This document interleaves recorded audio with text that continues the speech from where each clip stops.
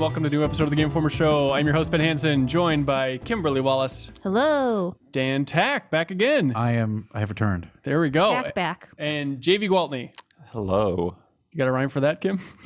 No, I don't. Gwaltney. I was trying to think of something, but then I got distracted because JV was like, hello, with the head shake. He's a pretty suave gentleman. I'm pretty into this. JV, on a scale of 1 to 10, how cool do you consider yourself? Like a 7.2. Is that That's true? pretty cool. Dan Tack, what about you? 10.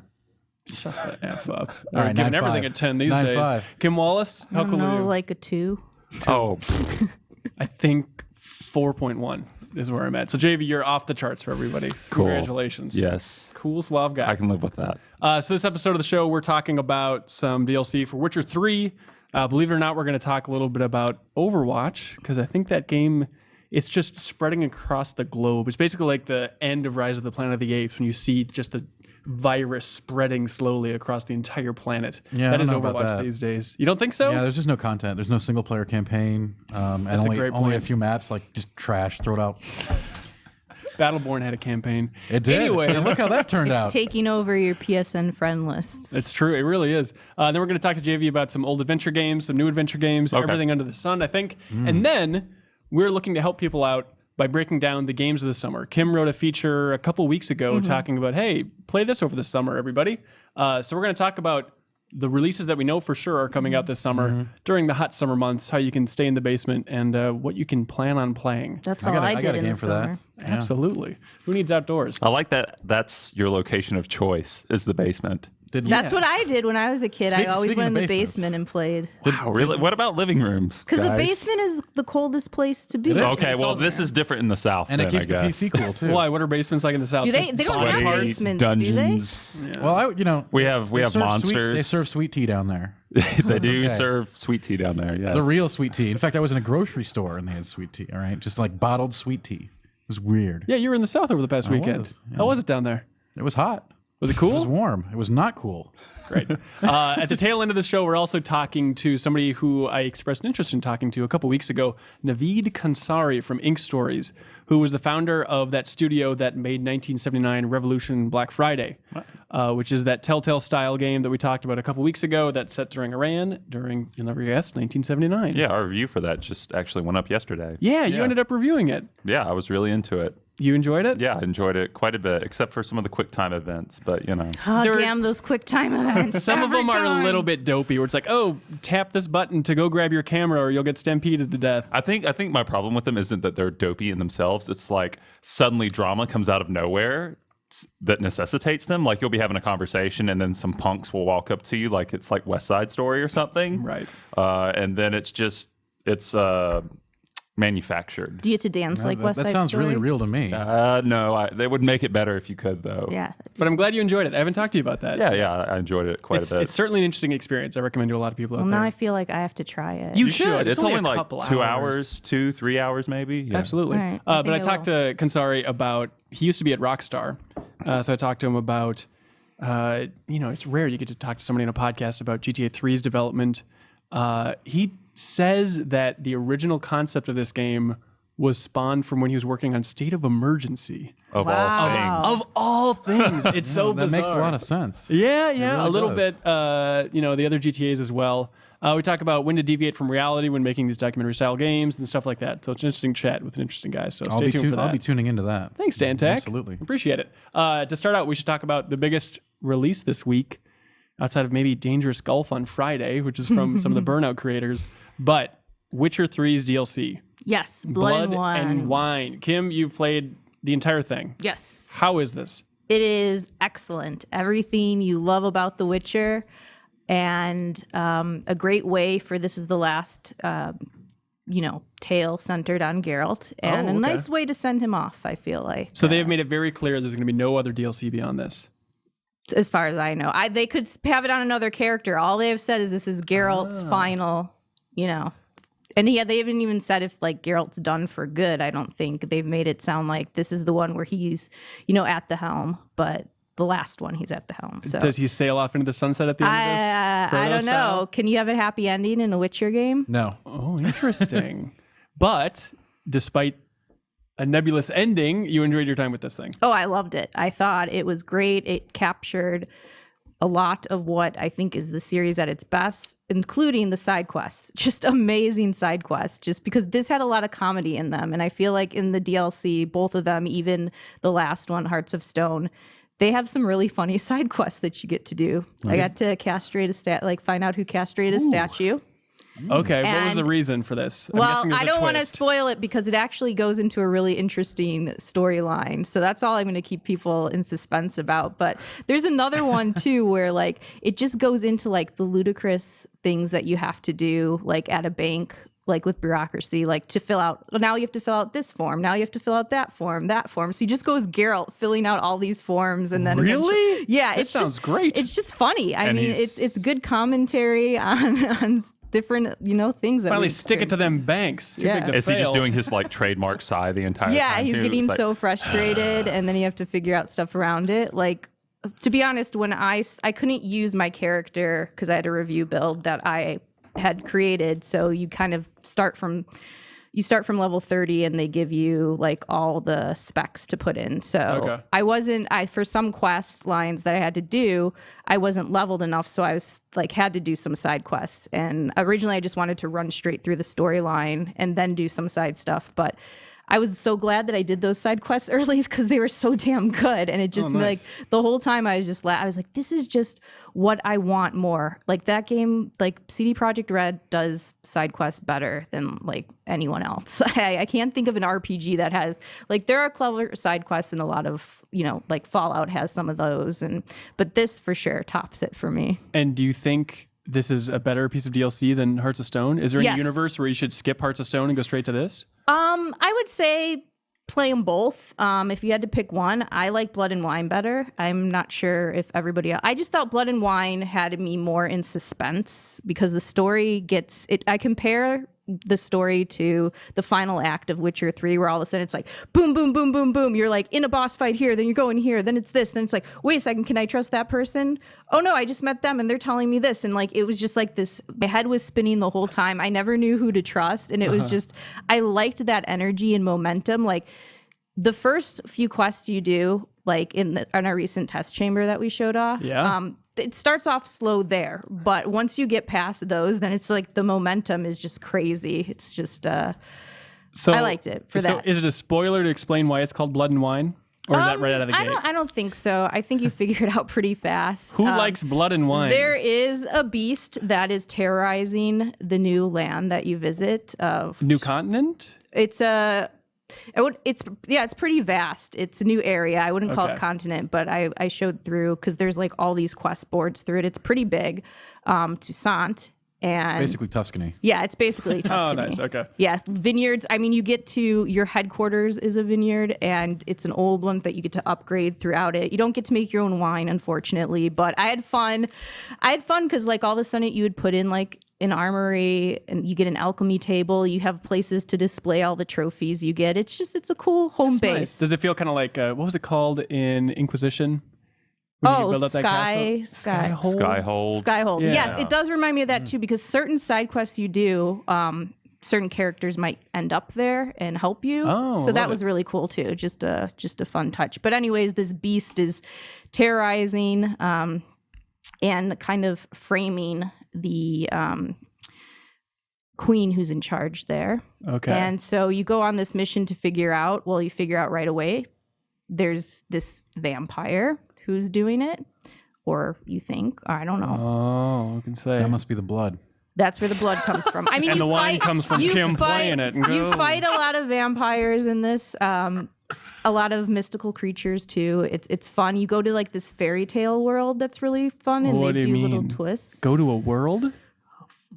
A fairy tale world. What, are you going down a secret well? How does this work? Where does Geralt go? I can't tell you because it'd be Geralt goes spoiler. to Narnia. That's probably what like I'm getting Skyrim. here. Is that how it works? He gets transported to this really cool, like it's one of my favorite things that they've done in a game because it has all these cool twists on fairy tales that we grew up with too. Oh, really? So Yeah. it's like they're all Okay, what the hell?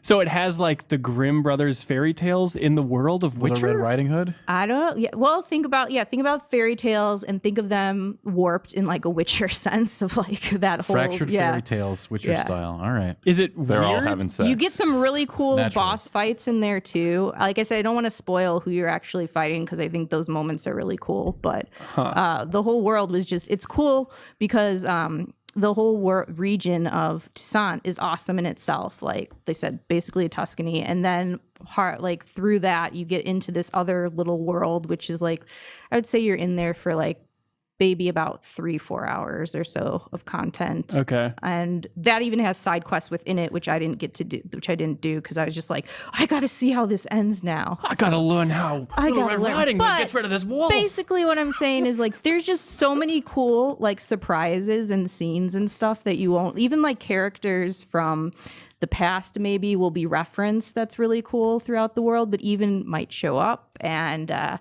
especially liked the ending for the sense that like still your choices impact how that ends. So you could get some messed up stuff happening in the end. For once, I really liked my ending. Oh, congratulations. Yeah, but even so with that, you get one last surprise at the end, which fans are going to love. That's all I'll say. Like, it is Interesting. just a great way to spend your time. And like when I entered, I'm like, it just feels nice to be in this world and game again that I love so much. There's so much content in Witcher 3 to begin with. I mean, Yeah. Dan Tack, you've been struggling to get through it forever now, Correct. right? Well, just because it's one of those games for me. Like when you put it down, it stays down until you're ready to go the whole mile again. And And then you're addicted to it for like time and time again. Right. Yeah. Yeah. It's one of those things where it's like, okay, I've got 60 hours in, then something else comes up, right?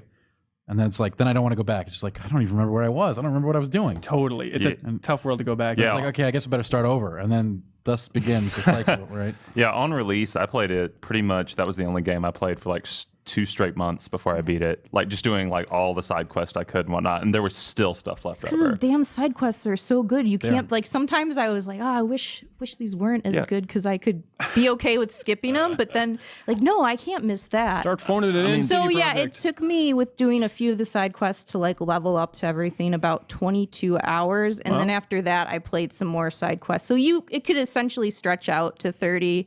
I would think most people will finish it in the 20 to 25 mark. But like if you let Geralt just kind of stand in a pasture for a while and just let it sit, like it could be like a 100-hour experience. Is that what you're saying? Yeah, it could be. It's pretty picturesque out there Look in at that. Tuscany. It is nice. There's like sheep and stuff. It's really cool. I saw a screenshot with a mushroom village. Is that in the crazy fantasy world? Yep, that's the fantasy. All fairy right, tale world. I'm gonna have to play this now. I want to Like see. I have to know. It's so right? cool. Like I saw that picture before I entered it, that world. Like I knew it was coming, but even just when it finally came in the game, I was like, this is so awesome. Because you're not expecting it, and then you're not expecting how they kind of turn these different fairy tale characters, on their head. As somebody, I didn't finish Witcher 3, and I'm not too familiar with like the Witcher level of storytelling, but it's not jarring to combine our world of fairy tales with their fantasy world. Is everything kind of like a light, fun homage to a lot of tropes that we know? Mm-hmm. Yeah. Okay. Maybe I just think that game is more heavy-handed than maybe You think it it's is. too grimdark? I don't know. Yeah, maybe I didn't know it was so lighthearted. There's always been. I like that those humor underneath. I like the humor because it is, like as you said, such a dark world, and to have like these funny side quests that I do along the way kind of keeps things a little, Yeah. more even. Tack, when you watched because you sat in on the test chamber that we put up did. on Thursday, did anything stand out from the beginning of the game?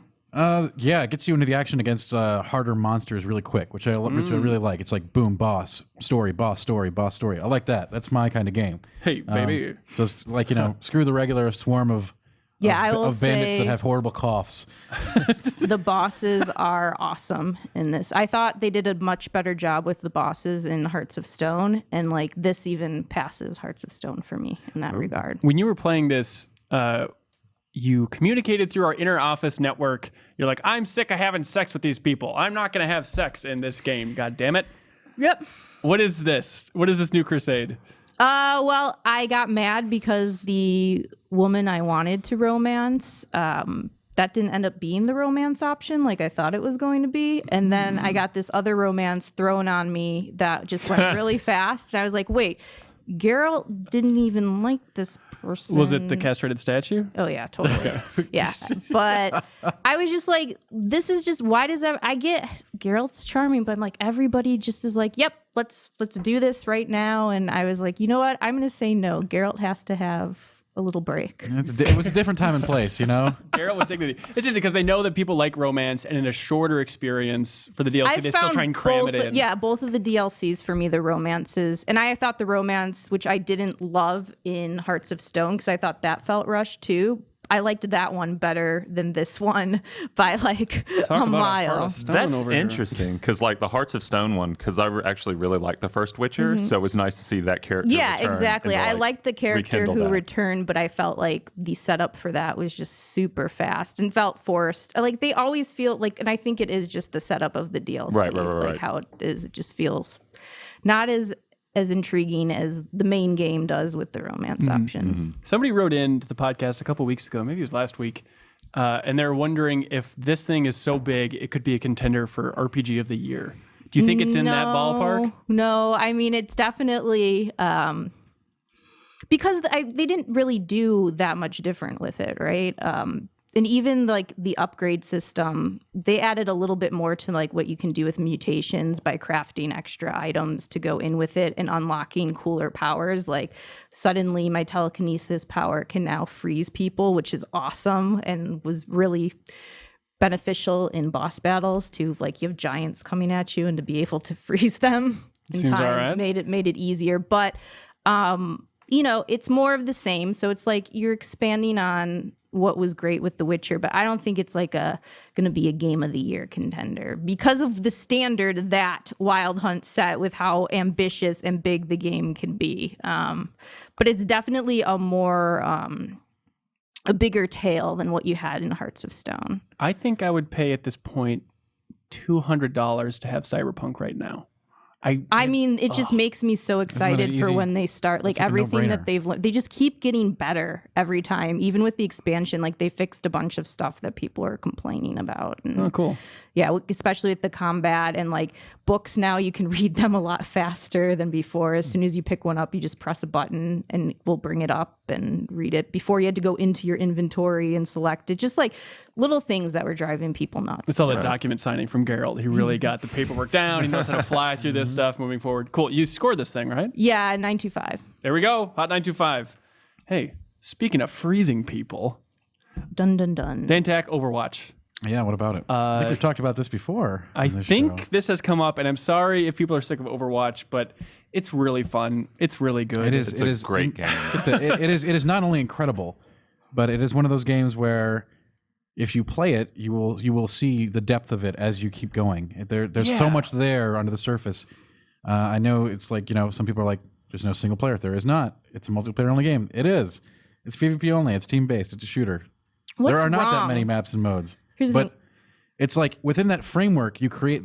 No game is the same, right? So how do we put a quantification on content in that context? It's not possible. Right. Chess is infinite content. What's wrong with a multiplayer only game? Like, is the same thing? What's wrong with the single player only game? I don't know where this like mindset over the last few years have come where like if one's missing one or the other. I feel like I kind of get it in terms of if you're just a fan of games and you read a lot of reviews and you see like the main criticism against Siege and Battlefront, and we've talked about it again on the show. We have. And just be like, how does Overwatch get around this? But I guess if the gameplay is as intricate as Overwatch's is for those other games, then people wouldn't really mind. And I love Rainbow Sige's multiplayer. Yeah. I've always assumed that multiplayer, people who have an issue with multiplayer only, it stems from but how long will this game last? Like it's the Titanfall thing. Like, how long before there are not enough players there? And then the Titanfall thing is absolutely valid because I loved Titanfall and it didn't have a progression system.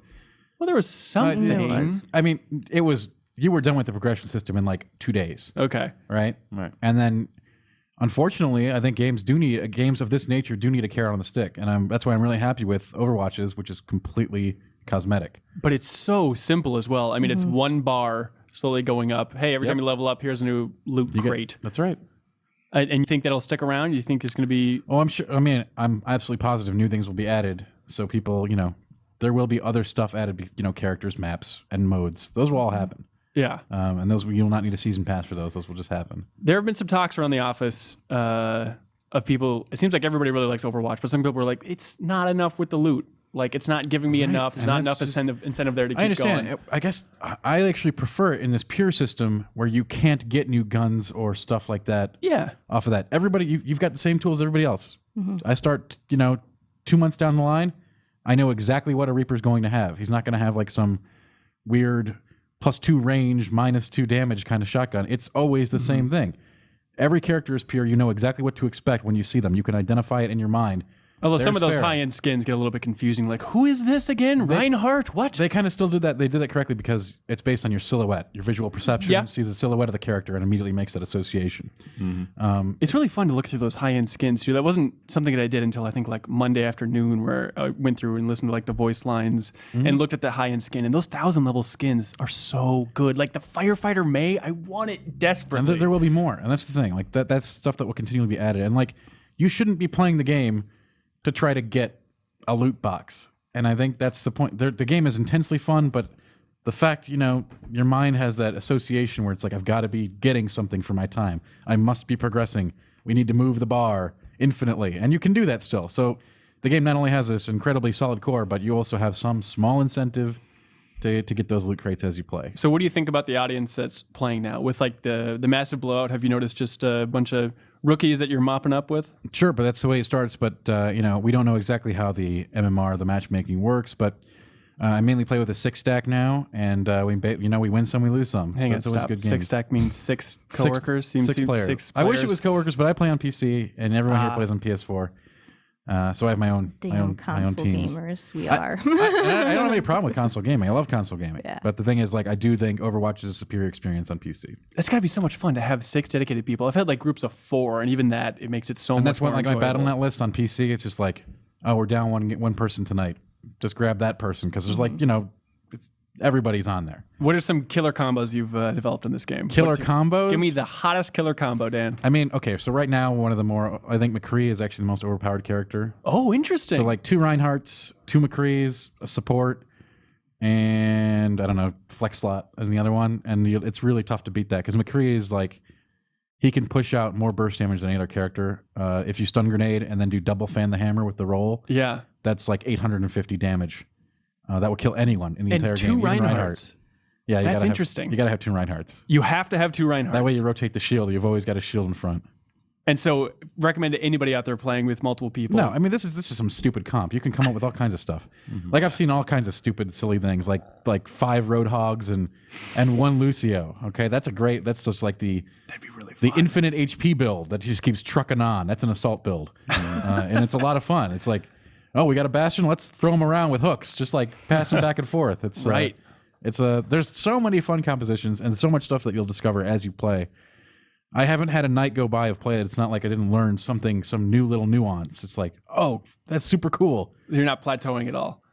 Not even close. Yeah, I've absolutely fallen in love with this game. Kim, have you played much so far? I haven't gotten to because I've been busy with Blood and Wine and more RPG reviews that I can't talk about, but I plan to start this weekend. Oh, and good. Everybody's got me super excited for it. I understand people are probably worried that it'll be an Evolve situation, but And I There's 1,000 negative things that people are lobbing. Like, is it going to be love one of that. these? Is it going to be one of these? But I think like the And thing is, it's a lot of people have already latched onto this game, and I've heard way more people talking about it than I heard about Evolve. and a crazy wide audience too. There's so many people just And I anecdotally think- on Twitter that are like, I don't really like shooters, but yeah, I'll check this out. Everyone's talking about it. Definitely. I think that's what it does well is that so many people can, as Tack was saying, can pick up and play this game. And I think that's why it's got that lasting power too. Because people who not necessarily haven't had a lot of experience with these games can come into it and feel like they're kind of on even playing ground. And,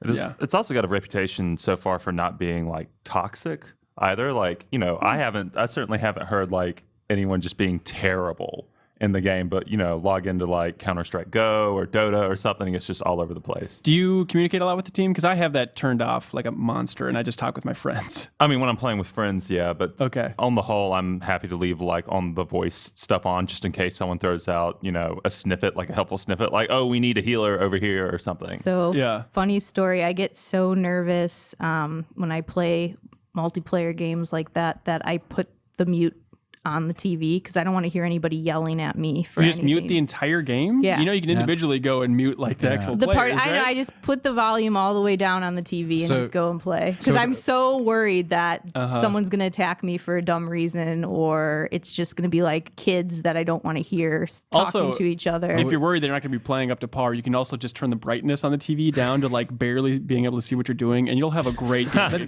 can just turn the TV off. Absolutely, And, yeah, yeah. and go in the bathroom and lock the door. I have to do it. I don't know. I play a lot of sports games online, and it's just again the community is so toxic, and then they try to like showboat and talk, and I'm just like, I don't have time to hear this. Like, I just would rather not hear you. So that's how I play my games usually. So Yeah. for Overwatch, you will not be able to do that, sadly, because you actually do need the sound, as it's an extremely important component to the game. yeah, huge. well, Like, that's what I said. Hearing that the community seems to be not Yeah. so toxic is reassuring for me that I don't have to do something Yeah. like that. I know we talked about it last week, but yeah, incredible. like them shouting out. I mean, obviously the alts and like the things they yell is huge, but even just little touches like behind you, or just giving Sniper. Yes, exactly. Letting Contextual you know clues. exactly what's happening. There's a teleporter around here. It's like, okay, thank you. Now I need to change my entire strategy. Exactly, and that way you don't have to waste your time like blathering into your mic. Like you can just tell. You just turn around and shoot the guy. I know all the characters are relatively even in your mind. I don't think there's real turds out there. What's the deal with Symmetra? I feel like I understand her the Symmetra is least. incredibly powerful in the right hands. I guess she technically is a builder, right? So she's sort of a unique class of her own. I don't count Torsborn as a builder, even though he's got a turret. But she has like 6 of those little things she can put down that can be very. They don't do much damage, Little turrets, yeah. but at choke points or protected areas, is absolutely great. And I think a lot of new players who haven't played maybe Team Fortress 2 don't understand the insane value of a teleporter. Like when you die and you have 10 seconds to get back to the point, you lose the point when your team dies. Yeah. With a teleporter, you're back in there, and that's a huge, huge, huge game changer advantage. I actually saw a video today where someone playing as her put a teleporter on one of the maps right in front of the ocean. So the teammates just like teleported into Wait, like an to their Ilios death. just like going over the edge? I love Ilios. Oh, that's fine. I love Ilios too. It Ilios might is be like my one of favorite map. I love Ilios. Dan Tack, I bet I love it more. You might. I love it a lot. I know. I obviously the character design. And there's cool stuff you can do with the teleporter too. Like on some maps with like rotating platforms, you could put it on one of those and make it really tough to like even see. Ooh. Like the other team might miss it completely, and then it'll rotate around, and somebody will just dive right in, literally right into the battle. There are no maps that I'm bummed when they pop up. Let me think. I don't like Hollywood. I don't think I like Temple of Anubis. I love the second point on Temple of Anubis. Trying to defend You are like that. the only person in the world because I think that's it's so much fun. Like that's that straight shot. I love seeing people charge through It's it. a really difficult choke point for the opposition to get through. Yeah, but Hollywood, the A point on Hollywood drives me Hollywood is nuts. great. I When love Bastion's up there on that dumb elevator and won't come down, I cannot stand it. If you got a Bastion on the elevator, man, you have no problems if the Bastion's on that elevator. All right, give us some good anti-Bastion strategy. There's the Genji deflect thing. What else Genji we got? deflect is like textbook. Like if they stop shooting, you throw shurikens at them and then they die. There's like nothing the Bastion can do. Even if you're really far away, it's still enough, and it'll deflect all the bullets, and it'll kill them in The time. 3 shuriken blast will kill a stationary target, and Bastion, guess what? In that situation, is a stationary target. Okay, so deflect and then shurikens. Right, and the deflect, if you use the deflect right, you can even kill his teammates with his own bullets. Like it's just an amazing deterrent. And Genji just has the edge on him in every way. He can sneak Okay. up behind him. He's got lots of mobility. Genji is the ultimate Bastion killing machine. He's the mongoose to the cobra. Right. And then you got Widowmaker, peek out of a corner, shoot him once, maybe twice, and he's down. Hanzo, same thing. Peek out a corner, shoot your arrows. If he's in a confined space, shoot you like the arrow that splits into a billion pieces. That'll kill him instantly. What about Torborn's turret? Same strategy? Torchman turrets is actually somewhat more difficult to deal with than the Bastion, because the Bastion has to know where you are to shoot you. The turret has its own mind, right? And will automatically target you when you come into range. But at the same time, I'm glad they toned it down, because it's only a real dangerous thing at tier 3 when he's using his ultimate. Then you stay away. But it's very easy to kill in other situations. Can you give us some other good And don't strategy? forget Junkrat. Junkrat, like when you've got a turtled up Bastion in a point that you can't really get to, those grenades can get anywhere. Absolutely. You Just can like, get those and you can grenades right hide up his behind ass. something Yeah. and just kind of like lob it Yep. perfectly. Oh, Yep. Junkrat's so good. Or you can get your tire spinning.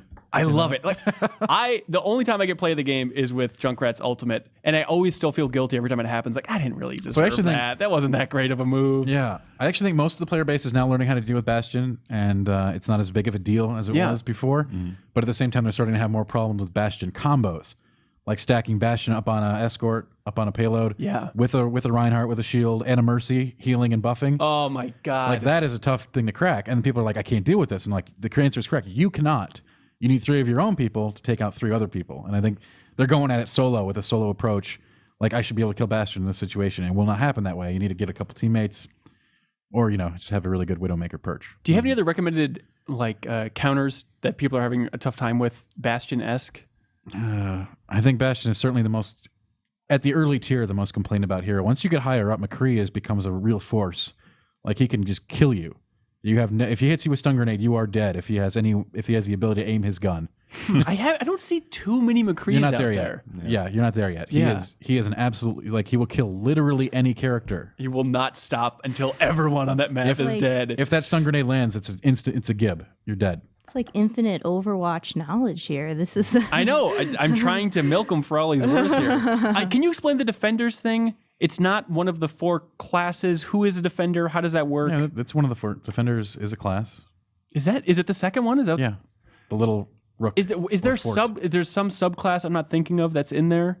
You That got says attacker, defender, support, and what's the other one? Healer? That's support. That's support. Oh, yeah. Tank. Duh. Yeah, obviously tank. But I could have sworn there was like something that popped up on the side that said like you don't have this, and it wasn't one of those 4.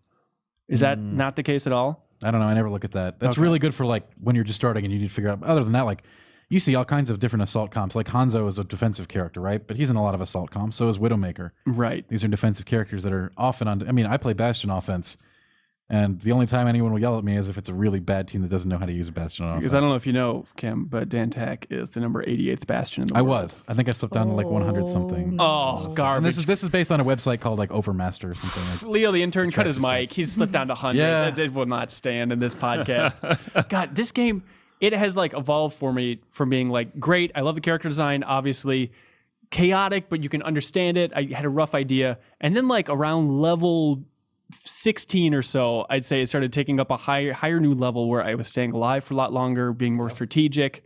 Oh, I was just joking, Leo, about killing that mic. You can turn Dan Tack back up. you're pulling out of combat. You're getting a lot more out of your lives. Yeah. You're understanding what you're up against. It's a fantastic game with so many layers that are not evident to see if you just look at it like, oh, like this is another shooter. Got 12 maps, 21 heroes. All right, you can't grade it that way. It's not that way. It's like every game has its own like blank slate, like a chessboard or a go board before it starts, and nothing happens the same.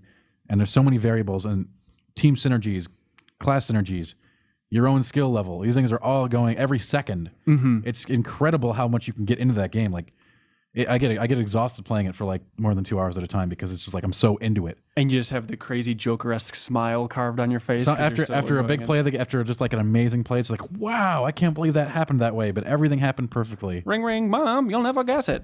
Yeah, I didn't do that. Oh, really? I'd never call my mom to tell her about an Overwatch match. you guys are tight. I think she'd be pretty upset with that. These characters are so good. I feel like it's been a long time since I've seen a cast so big of characters that I've just adored so much.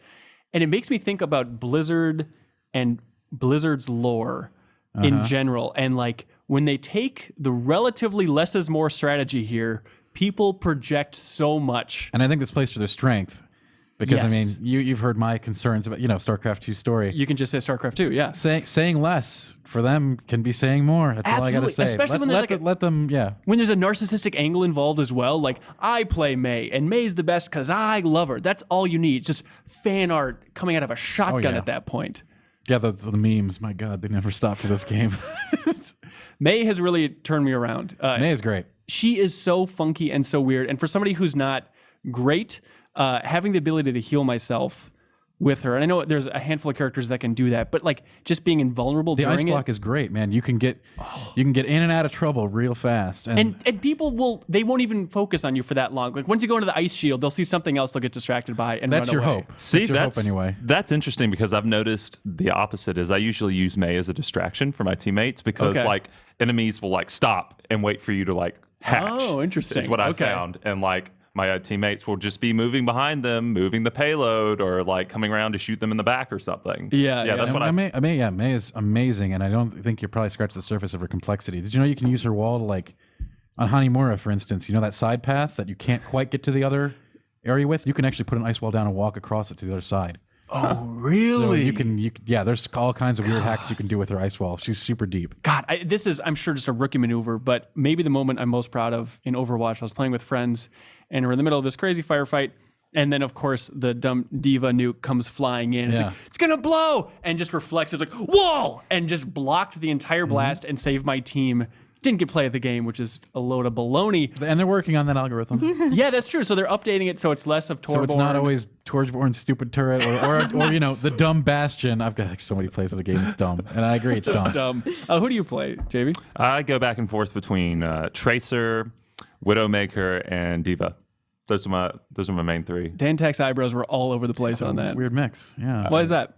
Tracer, I mean, there are amazing Tracers out there, but usually I don't see beginning players gravitating toward her. She's definitely incredibly high skill cap. You've got to be like, 7 Red Bulls deep, and she's just, you know what I mean? She's crazy. Well, when I played Team Fortress, I mostly played the Scout. Yep. So that was just, that, yeah. immediately like, That makes a lot okay, of sense. zip around. Bonk. Yeah. Yep. Okay, you guys are making me want to start this tonight. Who would you recommend I start as? So any of the 1-star heroes, they have little difficulty ratings, which don't really mean anything, but they're cute. It doesn't take long. Even a 3-star hero. doesn't. Don't think of like, oh, I'll never understand that. Like, spend 5 minutes with them. You're fine. Yeah, for the base level for sure. But Right. if you're just coming from like, and we've said this about a zillion times, like I'm coming from another shooter. Who do I play? It's always Soldier 76 because he's super solid. He plays just like a Call of Duty character. But he's like the most generic out of all of them. I mean, Yeah, he's that's designed not that one way. I want to play as. Diva, I think you'd like Diva. She pilots a giant or like a Oh, I like miniature the name. mech. Yeah.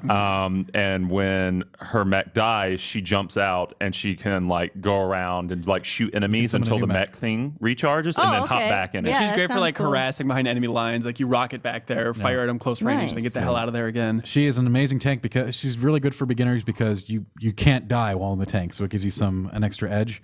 And you can call that tank down to kill people, which is amazing, like a Titanfall Okay, drop. yeah, that sounds good. And if you do well enough and keep the mech alive long enough, you can turn it into a bomb. Yeah, the bunny bomb. Okay, so the bunny bomb. and when you get really good, you can launch the bunny bomb across the map and kill people like Oh, man, this miles sounds away. great. You It's just so shoot your much mech out. fun. Oh, Diva is a It makes her blast. actually one of the most devastating initiates for a point.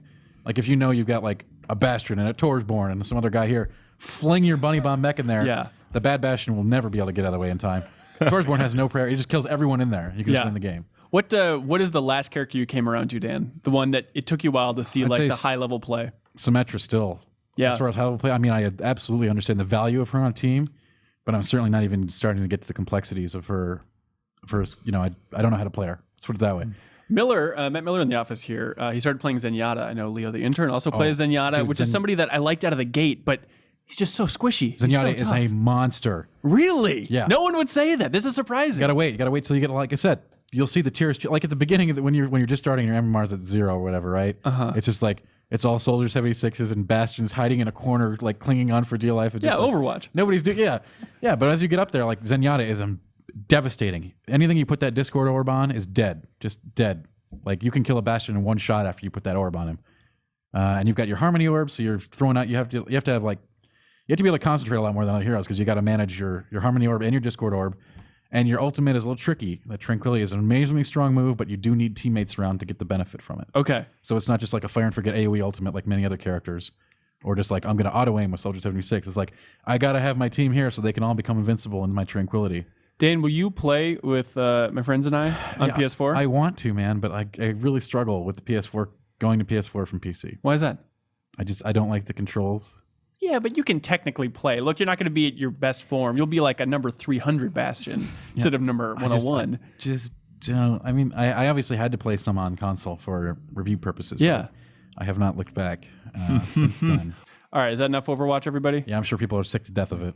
It's fun. I'll It's a- probably it is a text you great tonight game. for tips. It is the most astonishing game I have played in many years. Many a Many moon. years, yeah. I'll never get sick of Dan Tack hyperbole over Overwatch. That's not It's going to hyperbole. keep going. It's not hyperbole. And that theme song, the Oh, play of the all the game theme soundtracks song. are great. Oh, Are you kidding me? it's All really the soundtracks good. are great. It's all great. Same Everything. composer as like StarCraft 2. Has been a Blizzard guy for a long time. I forget his name now, but Yeah. it's good stuff. What the hell were you doing this weekend, JV? You're playing a bunch of old adventure games? Yeah, So my girlfriend was in town this past week, and Quit bragging. Whoa. okay, well, I will, I guess. Whoa. But she's I grew up with LucasArts adventure games, and she grew up with Sierra. So she was like, "Okay, I'm gonna make you play King's Quest tonight." Opposites attract. Yeah, I guess. And you made her play Full Throttle, obviously. The best of the best. Anyway, Look at this guy here. Serious. Wait, is that not a good? I think think they it's an think that amazing it's game. like a sex joke. No, I think it's is like where one of they're the going best with it. games ever. anyway, so King's Quest. So I booted up.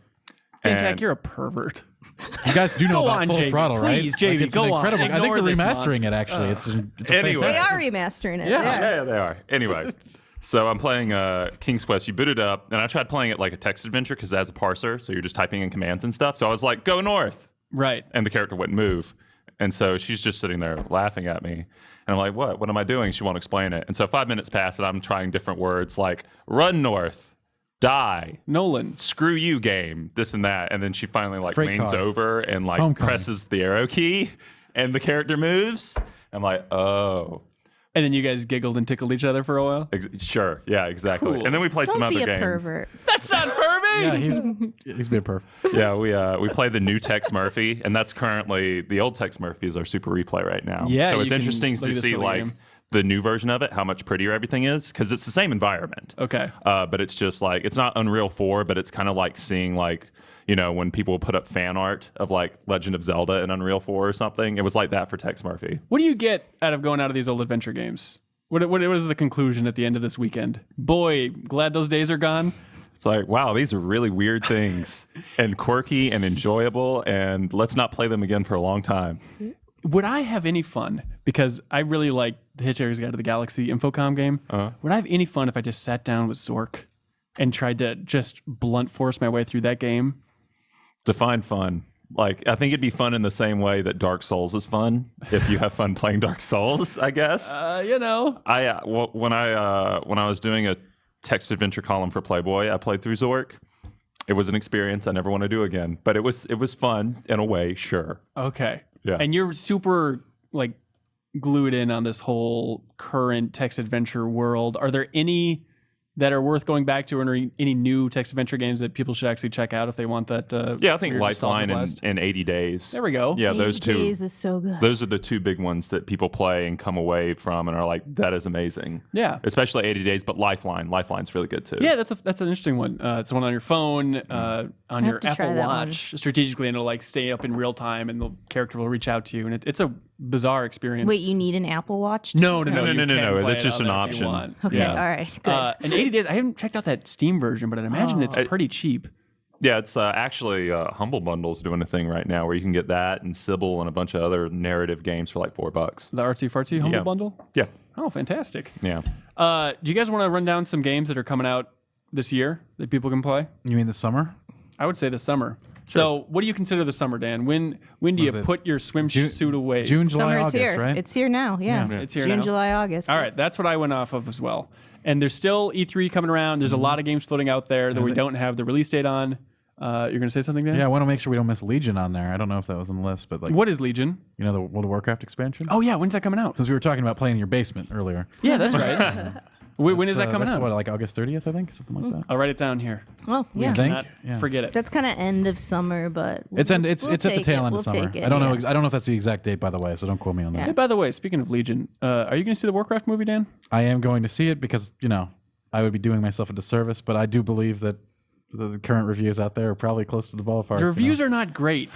We interviewed Duncan Jones a couple weeks ago on the podcast about it, and Reiner came away being like, thumbs up. It's going to be the best movie ever because this Yep. guy was cool. I feel like a lot of those reviews, I feel like gamers are going to enjoy it more than the general Sure. audience because apparently course. it takes itself very seriously. But I still think I'm in the camp that believes we don't really have any good video game movies, and we probably won't for a long time. Kyle liked Angry Birds. Yeah, I've heard a lot of great things about Angry Birds. There's a bald eagle that urinates or something. I don't Yeah, know. that's right. Oh, did you hear about That's that on all the it podcast? takes to have a good video game movie. It's just like A bald eagle that urinates? Absolutely. That's what Max Payne was missing. I just don't. It's gonna hurt me to see One that of the movie, I Tomb know. Raider movies It's wasn't gonna too hurt. bad. Oh, they I were never saw those. just because they're not like Paul Bart level awful. Does not. It's like it's gonna be bad, and I'm okay with that, and I'm gonna go seeing it knowing that, and I'm gonna make peace with it after. I have hopes for the Assassin's Creed one, even though when I found out it was more in the future, Yeah. that kind of was like, huh? It is kind of sad that there are like different standards, I think, for quote unquote video game movies. Like, I came away from Silent Hill when that came out, super impressed, going, that is amazing, but the bar is so low. for a video game movie. Yeah. I wonder how I know that's kind of been put on hold, but if they can really, The Last of Us seems really promising for me for a movie. I always think, because like there were those casting rumors that Arya from Game of Thrones was going to be Ellie, and every episode of Game of Thrones now, I always just stare at Arya's face like, is she too old for Ellie? Could they pull this off? I know in the book she's like a zygote or something, and she already looks old in the show, so she can play young, but I don't know. I think she's aging out. Uh-oh. But we'll see. Neil Druckmann was working on it. Yeah. Still working. Okay, June. You guys ready? Okay, let's do this. First of all, in June, you'll want to use your PS4 if you own one to download NBA 2K16. As Kim can attest to, it is a PlayStation Plus game.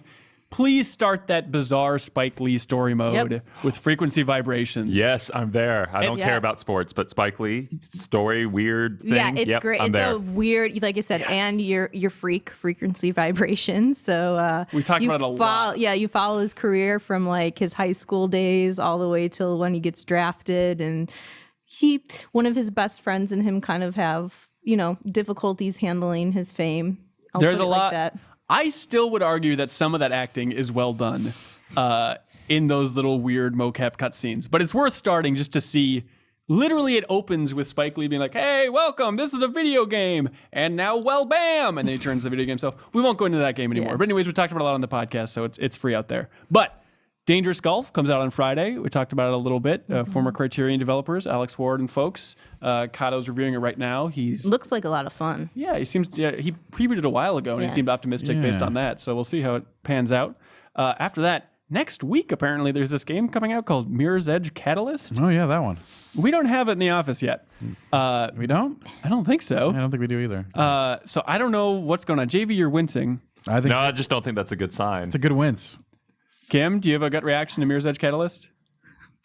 I have always been a little skeptical of how this is going to turn out, just because people have wanted it for so long. And I think there's a lot of expectations with it and how it's going to be, but also that, first person genre has exploded recently and gone in so many different directions. So I just want to see if they can do like a compelling open landscape like they have right now. Yeah, we'll see it. I mean, we have a test chamber up that shows off the beginning based on I think the closed beta or the open beta that happened a while ago. A lot of people liked the beta. Yeah, actually. they did. That seemed, and I was like, oh, okay, so maybe it is in the right direction. I don't know. We'll see. I'm interested to say the least, and I'll play it. But we'll talk about it next week. Yeah. After that, June 10th, Kirby Planet Robobot. I liked it based on what I played. No, I did a test chamber of it for us. Oh, that's right. When Nintendo came here, and I played a bunch. And I'm a Kirby fan though, so we talked about it a lot last week. We did talk about it last week. Oh my god, did we ever? You want to go back into Robobot? I'd rather never go back to that week. Wow. All right.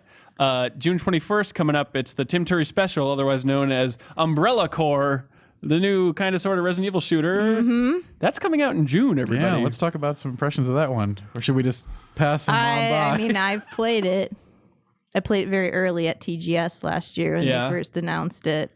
It had some work to be done. I don't know who that audience is. It's got a lot of heart. That's what I had asked them, that question. I actually did that in an interview, and they just not have a good response at all, really. Oh, we're just trying this out, We're just trying this out. Look, it's easy to be cynical, everybody. Come on, let's stay upbeat. It could be fun. Is it easy? I don't think it is easy to be cynical. It's the easiest thing to be. Hype about every game, but sometimes you think it's easier to be super hype than to be super cynical. Yeah, I think you're wrong. Let's move on. I think it's tough to get a good mix going. I think I'm on Team Hanson here, actually. Thank you. Yeah, I think I already changed my thing around. So. Okay, there we go. June 28th, Lego Star Wars Force Awakens. All right. Comes out. Looks better than most Lego games visually, based on what we saw on the cover story trip. I can't wait to boot it up and be frustrated by a bunch of confusing puzzles that everybody else says, that's the easiest thing, what are you talking about? And I just sit there with my roommates beating our heads against the wall. What are you talking about? But hey, Force Awakens, that'll be fun to see that bridge content. I'm so over Force Awakens. I want to move to the next movie now. Is it Rogue One? Is that true? Yeah. Me too, actually. I really want to see Rogue One. You've drained all the lemonade out of that Force Awakens lemon? Don't get me wrong. I don't want to get cynical here, right? Uh-huh. But Force Awakens was basically, like A New Hope remastered, right? And there's nothing wrong with that. I'm glad that we're glad that we're back to Here we real go. Star Wars. What a with the crazy prequels. feat that they pulled it off, and that it's so much fun. I think it's as great. more I time think it is fun. passes, I'm more No, and it's more not amazed by this. that. I'm willing to let the Star Wars universe go in other directions than the traditional model. Okay. Okay. I'm interested to see what Rogue One brings I to the just table want my Star Wars heist movie. That's it. there. Really? Yeah, someday we will have that. I mean, Rogue One seems like it's kind of in that vein. They're No, licensing that's some what I plans. meant. That's what he Oh, said. okay. Yeah, Well, there we that's what I go. meant. I thought you meant like a real heist movie, like Greedo steals some, like, he breaks into a Jedi bank. God, wouldn't that be sad? An entire movie based around 5 Greedo. years. 5 years. It'll probably have that. That'll be a movie. All right. Hey, Star Ocean 5 apparently comes out in June. Whoa. Yep. June 28th.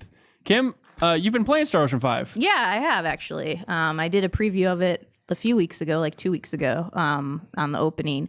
So the story is meh right now. You played the from what first, I've said. what, how many hours? Like 5-6 hours. Okay. Story characters, could be better, but not as annoying as the ones in the previous game, The Last Hope. So Okay. that's better. But the battle system is great, and great. all the other systems are really deep with the crafting and all this extra stuff that you can do. Like you set roles for your party members, and those you can level up too. So like if you want to make someone purely a healer, you're like, this is really good for my play style to have this character be able to just like slay beasts better than anyone else or whatever, and just level it up as it goes on. So I'm having a lot of fun with those when more choices open for what I can make the characters. But yeah, there's like, you can have like 6 party members in battle. It's pretty intense. What's a Star Ocean? Is that just space? Is that just Oh my God. It's about 40 points. That's what it is. Yeah, Dan Tack gets Yeah, it. that's a deep cut. 10 seconds. Yeah. Yeah. If I have not played a Star Ocean since Star Ocean 2, which I love Which is so truly, good. madly, deeply. So good. Okay, Yeah. I'm going to be honest with you. I don't think this is going to surpass 2. Well, of course Just not. like- But will I get like a fun nostalgia blast? Would be like, oh, this interface. Yeah. Okay. Yeah, I think what Star Ocean has always done best is, like I said, the gameplay, and that's still there. And it's definitely, this world is bigger than anything they've done before. But I have a lot of hope that this is going to be better than the Last Hope, which was just like, the Last Hope had good systems too, but just was kind of in that weird place where the characters were just really not a weird place, but super annoying, and the animation didn't really work well on it. Like Yeah. it looked weird. So I don't know. This they've improved on in those regards, but Did you play Final Fantasy Type 0? Mhm. Did you finish it? no. Okay. Because, like, after we've talked a lot about Final Fantasy 15 on this podcast and whatnot, the director of 15 worked on Type 0 and whatnot back in the day when it was a PSP game, and the remaster, I suppose. But we had a lot of debates on this podcast about, like, the level of storytelling in 15 and how well they're going to be able to pull that off. And just out of curiosity, I was like, I wonder how Type 0 ends. And I looked up the cutscene to the end of Type 0. It was truly abysmal as far as the writing and the voice acting. And it's like, what the hell is this? Yeah. It was just this long, murky nothing. And understand I'm going in with no context of who these characters are, but it was bad. That's just a little thought I had. Yeah. That's Where a did weird thought. where did that come from? Because I was was thinking out about of Star nowhere. Ocean and RPG writing, I guess, in general, Yeah. and just getting hit in the face with that nothing every once in a while of a JRPG story. Which Oh yeah, this thing is just not doing anything interesting with the story. Not stuff that we haven't seen before, especially with science fiction and all that. So, Okay. So far, I mean, it could change. I mean, I'm still early, but All right. Right now, July. no, you should still be in June. Oh, really? What else you got in June? Zero Time Dilemma. Oh. Tokyo Mirage yeah. Sessions. Uh-oh. Those both come out in June. Tokyo Yeah. Mirage Sessions, I'm curious about. This was originally the Fire Emblem Cross Persona game that the internet lost its mind over, and now it's called Tokyo Mirage Sessions Sharp FE. Did you play Sharp this FE. thing? Yeah, I played it when Nintendo came a few weeks back. I actually got about 4 hours in with it, which was nice. And Okay. it is definitely kooky and definitely embraces Japanese culture with like their love for like pop stars, and it's crazy. Everything, like when you go into the battle system, it's like a performance. Like you sign autographs and you sit there like with your mic to make these sessions where you combo up for attacks. Interesting systems. Is it going to be cool? It looked cool. I really liked what I played. But this also comes from somebody who loves all things Japan, and this game is set in Japan and embraces that culture. All things Japan. Hey, Can do no wrong, Japan. Thumbs up. Keep I it love coming. Japan. I'm not gonna lie. We all do. Zero Time Dilemma. Yep. This is the 999 stuff. Yep, and Zero Escape series, and JV, you're a big fan of that too, right? Yeah. Yeah, that's gonna be I big. loved it. Is this like for all you guys like one of the most anticipated games of the year? No. I'm Okay. interested to see how it plays out. It's like what's a good way to explain this? When the last Saw movie came out. And, and it was like no, dude, You're no. comparing this to the last No, Saw movie? don't mean even. Saw 3D? Don't even. Explain. You're Let cut off. Let me explain, okay? And I was very curious to see how it would end. Like there are moments across the previous two games that I feel are largely BS. Like Okay. certain puzzles where I just was also hate it. really wanted to see how Saw ended. So I've watched that movie like 7 times. So yeah, that's like I'm curious to see how it ends. Like, Okay. Is good, this- like warts and all. I don't like the art style change.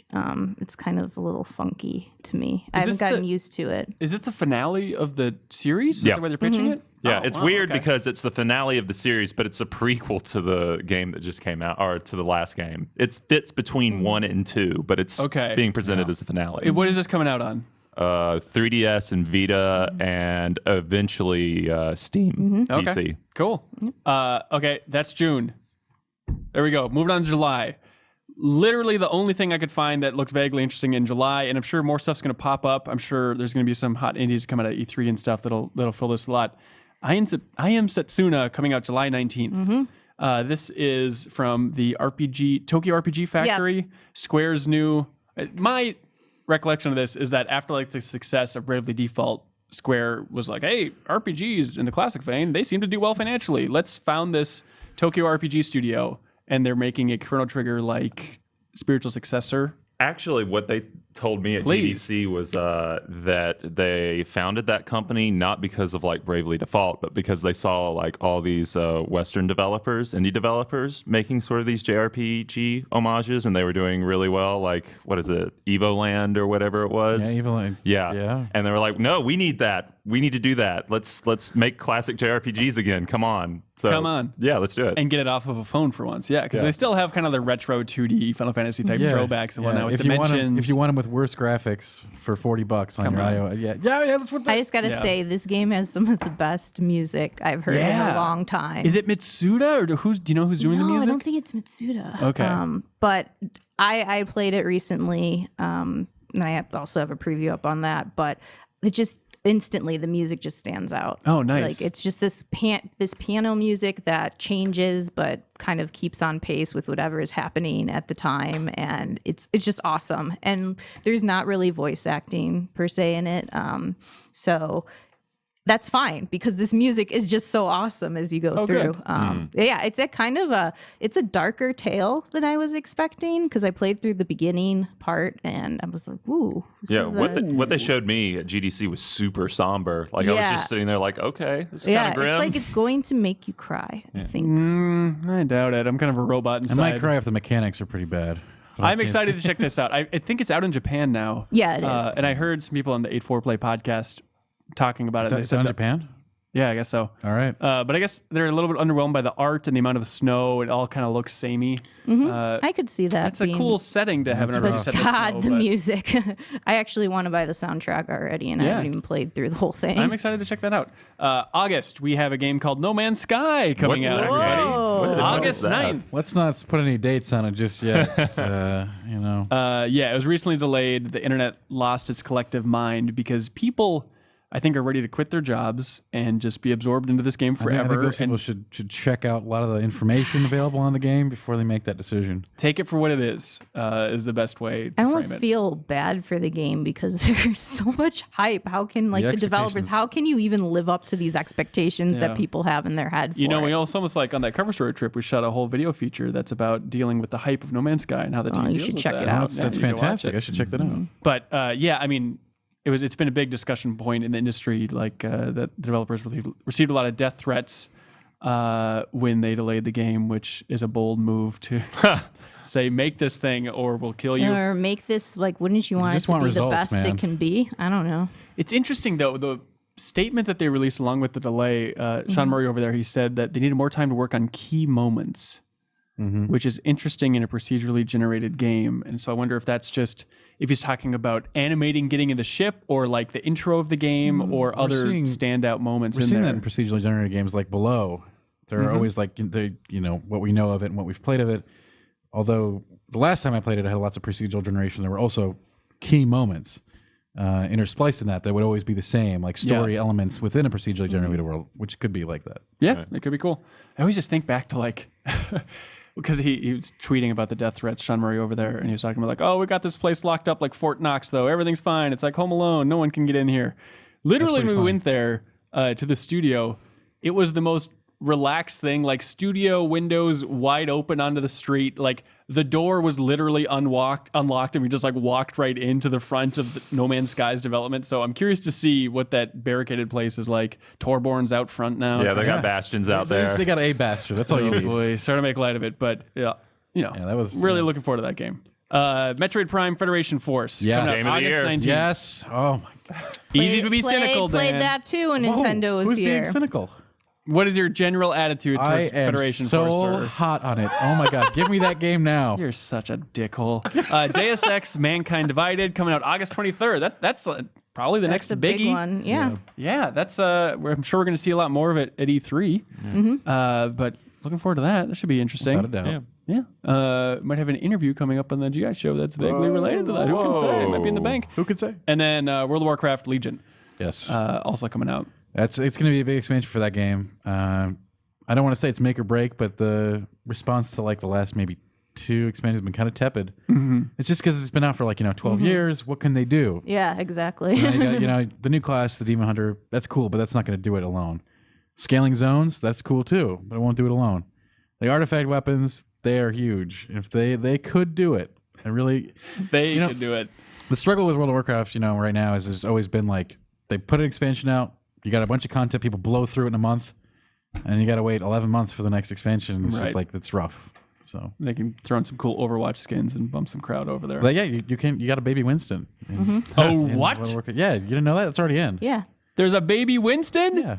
Hey, let's get back to Overwatch for a bit. What's going on with Winston? I see him maybe the least. And is he? What's going on? People don't like him. Okay, so the tanks. Here's my division of the tanks. In work. You got Reinhardt, who's the pure tank, the archetypal tank, the wall, right?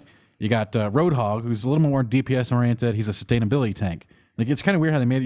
You can look at all these tanks in sort of MMO terms. Okay. And then you've got Winston, who's sort of the disruptor tank. So he is amazing at knocking people off the point. If you go primal, that's the best way to take a point. You throw Winston in there, bubble down, primal rage. He's just knocking people all over the place. Your team gets very disoriented. They can't, and it's great for knocking people off of a payload as well. Right. He is really great at getting people out of established positions, at disrupting enemy teams. And a lot of people don't see the value in that, but they should. He might not have the raw DPS output of a Roadhog or the big shield that you can like right in front of you like Reinhardt, but his abilities are excellent for taking over points. So not underpowered. No, I don't think so at all. I just think he's trying to find his home. But for somebody that they're pushing as a character so much, I mean, he's on the game every time you boot it up in the beginning. I feel like he's not as popular as probably Blizzard would want. He's not as popular because he doesn't get the plays of the game. He's the unsung hero. He's in there making his little bubble, calling for his team to get in there, and then just smacking the entire team around so that the other guys can get the job done. And it's surprisingly effective when they do it correctly. Yeah, there we go. People always talk about like the summer drought in gaming. I feel like that's not anymore. I agree, but you know what? That's not a real thing. I mean, there's some standouts here, but this might be the weakest summer in a while. That's not the whole. I mean, we've definitely missed out on some PC titles. Oh, yeah. There's stuff coming out this summer that we Darkest don't know the dates. Dungeon is on console. Maybe it is the nebulous dates that's kind of slowing this down. There Once are things lots start of to PC slot stuff in. that don't have slots, like Master of Orion PC. Yeah. That's a big remake. But for the first half of the year to be so amazing up to this point, so many great games have come out. It seems I still drier. think there's a lot of good stuff coming this summer. You don't think they're going to say Bloodborne 2 at E3? You can play it right now. You don't think that's going to happen? Dan, would you put money on Bloodborne 2 at E3? Do you want all your dreams to come true? Yeah, I'd put money on it just for fun. How much money would you put on it? $10. All right. they're not going to announce Bloodborne 2 at E3. Don't is do what I'm this. saying. Yeah, Don't I'm do not this. gonna lose my $10. What?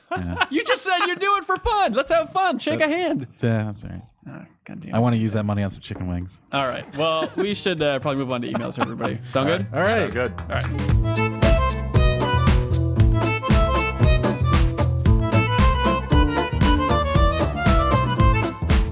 And welcome back to the Game Informer Show. We got some hot emails that people have sent in to podcast@gameinformer.com. At the end of this, please don't forget, we're going to choose an email of the week, and then we're going to ship them out something real nice, which is going to be not Dan Tack's Prince jacket this week, but That one actually was the last guy. Yeah, it's the shirt underneath. Oh, the Dark Days of Lordron. Yeah, What is that shirt? What is that about? it's Dark Souls, man. Don't worry about it. Dark Souls. Pretty cool. It's Sorry. Dark Souls, man. Did Don't you worry see- about Dark it. Souls slash Gorillas together. You see, it's a motif. Did you see how smart Blizzard was when they launched that Overwatch store and they have like customized shirts for almost every character? Yeah. Again. They didn't just put a bunch of memes on a shirt like some other company did. Exactly. All right, let's dive into these emails here. We got Greg from Newton, Connecticut. He says, no question here, just a suggestion. All Game Informer shows featuring Dan Tack need a dedicated camera to his reactions while other people are talking. I agree. One-man show, says Greg. So congratulations, Greg, if you're watching the YouTube Hey, Greg, you version. got my vote, buddy. If you're watching the YouTube Email of the version week. of this show here, we have the dedicated Dan Tack camera that he did not know about. What? So congratulations. You do not. That's true. Whoa. Go on YouTube. You can see this guy's face up close and personal. I can't wait to do that. All right. Matt K. from Dallas writes in, E3 is coming up. I sometimes struggle to keep up with all the news. And since this looks like it's shaping up to be one of the best E3s for news yet, I don't know. What would the crew say is the best way to keep up with all the news?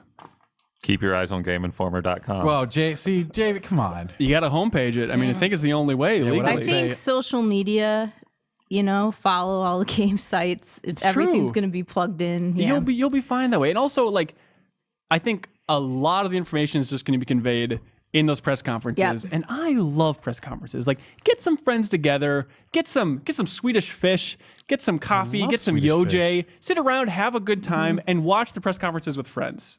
Yeah, the best reactions fun. are even when we're all together watching those press conferences. And you can live that with us if you want, because we're going to be streaming the press conferences and commenting a little bit over them like we did last year. So you can come to Game Informer. We'll give you some E3 news. I'll be tuning into that. Are you excited for E3, Dan? This year, maybe not as much as last. Why's But that? I just don't think we're going to see as many surprises. But hey, I'd love to be surprised, right? I think it's going to be an interesting year, and that could go good or bad. You're not going this year, right, Kim? Right, I'm staying here. It seems like a lot of companies that I traditionally, go there to see are just not in attendance. So Yeah. It's going to be fun. Like, I can't wait for the E3 show floor tour this year, just to like show off what the actual show floor looks like, how much it's changed with all these companies that aren't going to be there properly. I just want there to be like a Zelda theme park in the Nintendo section because it's all Zelda, right? Like I want them to do like the Rainforest Cafe of Zelda. Just 3/4 of their booth is just Lost Woods recreated. Yeah. Like, we need to do something. Just I make it would a be weird so hedge stoked maze. if they did that. They're Yeah, selling like $13 drinks or something. I would be there. All right. Mark, Captain Bruisen, Sorensen. You know Captain Bruisen. Cruising for a bruising. The recent news of Xbox Scorpio arriving in 2017 got me thinking about its possibilities. Let's reset here. Kotaku and then Polygon ran a story about a possible Xbox Slim being announced. Also, they had a follow-up report about how Javy needs to stop breathing into that goddamn microphone He's so just loudly. really happy to be here. I am. Anyways, but it's about a thinner Xbox being revealed at E3 this year. And then, in theory, next year, a more powerful Xbox being released that's like a gazillion teraflops more powerful. It just feels too soon. You know what it feels like Yeah. to me? What's that? It's like if you're gonna do these iterative console designs, grab PC. Hey, you know what? Cruising for a bruising over here might have a thought on that. So continuing on, he says, they've taken significant steps this generation towards closing the gaps between a Windows 10 PC and an Xbox One. My prediction is Scorpio is going to be a full-fledged Windows 10 PC, including all the doodads that go with it, even a Steam storefront. You're out of your mind. And in one fell swoop, Microsoft will have done what Valve and even they originally could not do, merge the console and PC space. What do you guys think? I think that's absurd to state that they're gonna have a Steam storefront. I mean, Yes. I mean, hey, more I power think to you. if that happens. Microsoft has been trying to do that for a long time, and every time they're like, "Oh, but it's gonna blend like PC and console gaming." But and will then- it blend? But it doesn't. I love it. Got that. Yep. There you go. So you're not optimistic about this No. blending future? No. But we all think we're going. I mean, they're clearly going there. That's what they keep trying to do, but I just don't think they've been able to do it successfully. And I don't know if after this many times that they've tried, if they're going to have it this time around. Yeah, I want to go back to that. Obviously, I don't think the Steam Valve thing is going to happen. But the rest of it, yeah, I mean, consoles are becoming more like PCs. The games have a lot more like overlap now. I think, yeah, consoles are becoming more like PCs. So in that respect, yes. Yeah. I mean, I think Phil Spencer has said as much that the big releases going forward, a lot of them they're going to try and put on PC as well. So, I mean, Forge for Halo 5, they're releasing on PC, which is very confusing. That was news from last week or the week before. But I mean, Halo 6 probably going to be on PC. Like all these big Microsoft games, just get ready for it to be blasted everywhere they can, because they should. Why not? You can make money over there. But I am going to say I am happy about a slimmer Xbox One. Because that thing is a beast, and I can never travel with it. It drives me nuts. But I mean, like, do you travel with it a lot? No, because of that reason. Like, I've had to, because I've been reviewing games, and I've had to go different places during that time. And I'm like, well, if I'm going to meet this embargo, I have to bring this thing. And it always sucks to lug that huge system. You bring a Sherpa with you, I think. Slap it to his back, call it a day. Oh my God, it's so annoying. But just to touch on it one more time before we move on, like with these iterative designs, like we're getting these how many? Like once every 3-4 years, you think then? Yeah, in maybe. that case, you're spending I don't X like amount that of dollars. it's this soon. It's hefty. At that point, PC does become, I'm not just saying this because I'm the PC guy, but that's, we're skirting in the territory where PC would get you a lot better value. Yeah, for sure. There's an interesting thing that someone noticed where in recent Xbox trailers, they just call it Xbox instead of Xbox One. And so I wonder if there's going to be kind of dropping that name, especially with this Scorpio project coming next year or whatever. Like just the branding alone, I would love to be in on those meetings, right? Yeah. On a very superficial level. Yeah, what if it's just an upgradable thing, right? Yeah. So that's even more of an interesting prospect. We'll see what happens. Yeah, but Phil Spencer said he doesn't want people tearing open their Xboxes. Right, and I can see why. So. That's a disaster for if you're just don't do that. Don't do that. Justin in Michigan writes in and says, "Hey GI crew, is Valve making a successor to its Orange Box right now?" No, they aren't.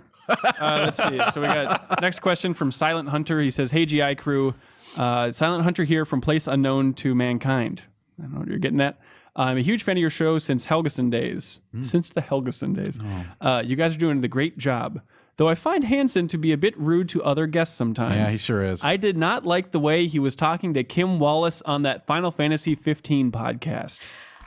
Guys, I'm going to say this right now. Ben Hanson is like my little brother. Right. So she's like my really old sister. See, this is what I have to deal with. We tease each other back and forth. Honestly, he did not upset me in any way. I'm sorry for giving you crap about the characters and all that stuff. We Kim. just I'm joke sorry around. If I was mean. We joke around. That's right. Yeah.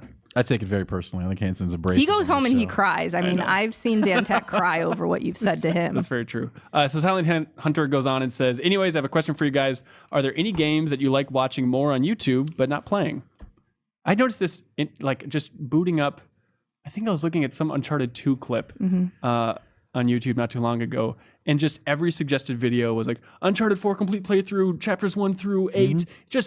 It's just an avalanche of just watch these Uncharted games. You guys don't need to play them. Have you guys ever done that? You ever sat down just to watch a new game instead of playing it?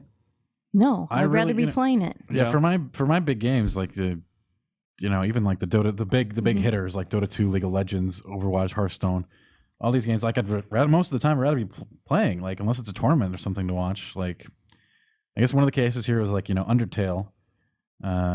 Obviously, after completing it, I didn't really feel like going back to do one of the special endings. Yeah, just tough. Which I just watched completely on YouTube. Yeah, I do it with endings more so when games have multiple endings, and I'm like, I'm not going to have time to go back and play and see. But other than that, I'd rather be playing. I watch occasionally like footage of games that have been tampered with. Like what was it? Beyond Two Souls, or what's that game? Yeah, Beyond Two Souls. Yeah, I watched Hanson's it. favorite. I watched a version that had been put together in chronological order. Right. And that was much more interesting than the game I played. Okay. So yeah. That's the only time I can recall like doing that, like watching an entire game on YouTube. Yeah. Though. It's different for us. I think the people, a lot of people growing up with that as their entire methodology of interaction with the games before playing them. So yeah, how many people have played Overblood out there? Just watch the Super Replay, everybody. Gosh. Well, the people who haven't played it are winning. Dusty writes in and says, seriously, guys, enough with the sausage fest already. You need more girls on this show. It's nice to hear input about games from a girl's perspective every once in a while. Hey, Kim, everybody. And don't forget, we have Elise joining us. Yes. Also, she's going to be on quite a bit in person when she gets here in June-ish, somewhere around there. July-ish. But she was on last week's show talking about Uncharted, and she'll be on next week talking about Uncharted 4's ending with us. Cool. So I'm sorry we don't have more, but that's where it's at. Curtis Knight writes in and says, I was wondering what Dan Tack this guy. was smoking to give Overwatch a 10. It's not so much that he gave it a 10, but more that he liked it more than Halo 2, Wind Waker, Twilight Princess, etc. The man needs help. Anyway, you guys suck. Just kidding. Love the show. Thanks, Curtis. Great Overwatch. I'm glad how have you ever made anyone else get on here and like rattled off all the 10s and made them? No. Yeah. You think I would bring Andy Mack down here and be like, all right, here we go. Make the internet mad at you. Thank you for being a good sport. I got the special treatment. That's right. Thanks for being a good sport. Would you like to take any of those back upon thinking about them? No, I stand by every single one of them. Has it surpassed BioShock now since it keeps growing in your mind? No, those are set in stone. All right, there we go. Josh from Thibodaux, Louisiana. Southern boy, do you know how to pronounce that? Thibodaux? Oh my God, no. Okay. Hey, G.I. Joes, with the vast improvements made to voice recognition software in the past few years, thanks to companies like Google and Apple, do you guys think it's time for game companies to reintegrate voice commands as gameplay mechanics? No. I'd surely love to see a modern take on SOCOM with a team that reliably responds to orders given. I want a gimmicky game that does it, sure. If we're going to do like, VR and all that crap.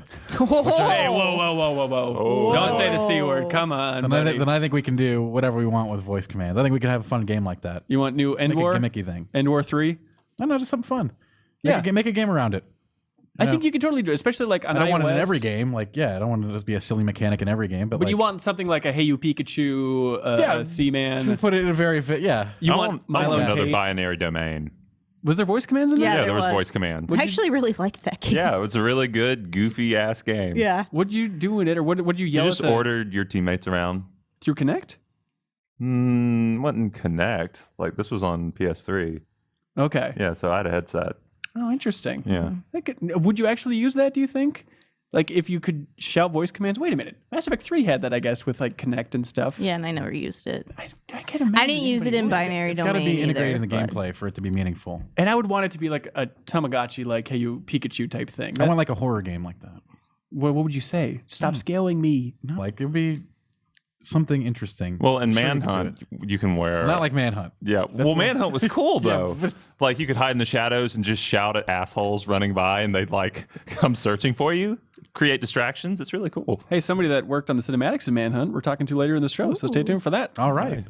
Hey Informant, says Justin S. from Missouri. Long time, first time. I've been playing Uncharted 4 along with you. Thank you. Game Club coming up again next week. And my favorite part is the acting. Everyone is crushing it. It made me think of certain characters that maybe didn't have the best voices. Not that actors didn't do their jobs, but maybe their choices weren't the best. For a long time, Cole McGrath from the Infamous games was my least favorite voice. But then came Aiden Pierce of Watch Dogs. He was such a dude, bro. I ended up playing on mute, Kim style. Yeah, he was really boring. On that note, are there any non-conventional voices you'd like to hear in a video game? Maybe Kristen Schaal as a Tomb Raider type. You know, the Tomb Raider type. Or Steve Buscemi as a GTA guy. Which I love that phrasing. You know, one of those GTA guys. Yeah, I get it. Get Steve in there. Come on. He's doing Horace and Pete. Get him in there. Yeah. Any voices you guys want to hear in games? I'd say get all of the Coen brothers' favorite people and just put them all in. all of the regular people. Basically what L.A. Noire did with the Mad Men cast. Just get like God. Coen brother regulars. The whole Coen brothers regulars. You want some John Goodman? Show you the life of the mind? Yeah. Okay. I'd love that. Show you the life of the mind, Jack? Yeah. That could work. On the Coen brothers front, my number one favorite voice, Holly Hunter from Raising Arizona. Get her in every game. Come on. She's the best voice. It's so good. I think we could get the whole Quentin Tarantino regulars too. Here's a game. You get a MOBA, all right? The Quentin Tarantino regulars versus the Coen brothers regulars. Oh my God. All right? There you go. Now that would get me into MOBAs. Yeah. Who would you play as?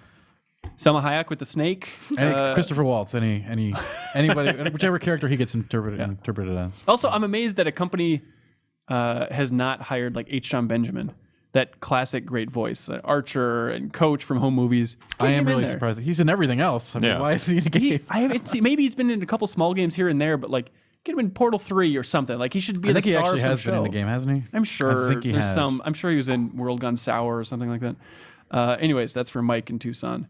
Oh, I'm sorry. Yeah, that was from Mike in Tucson. All right. Justin in Missouri writes in again.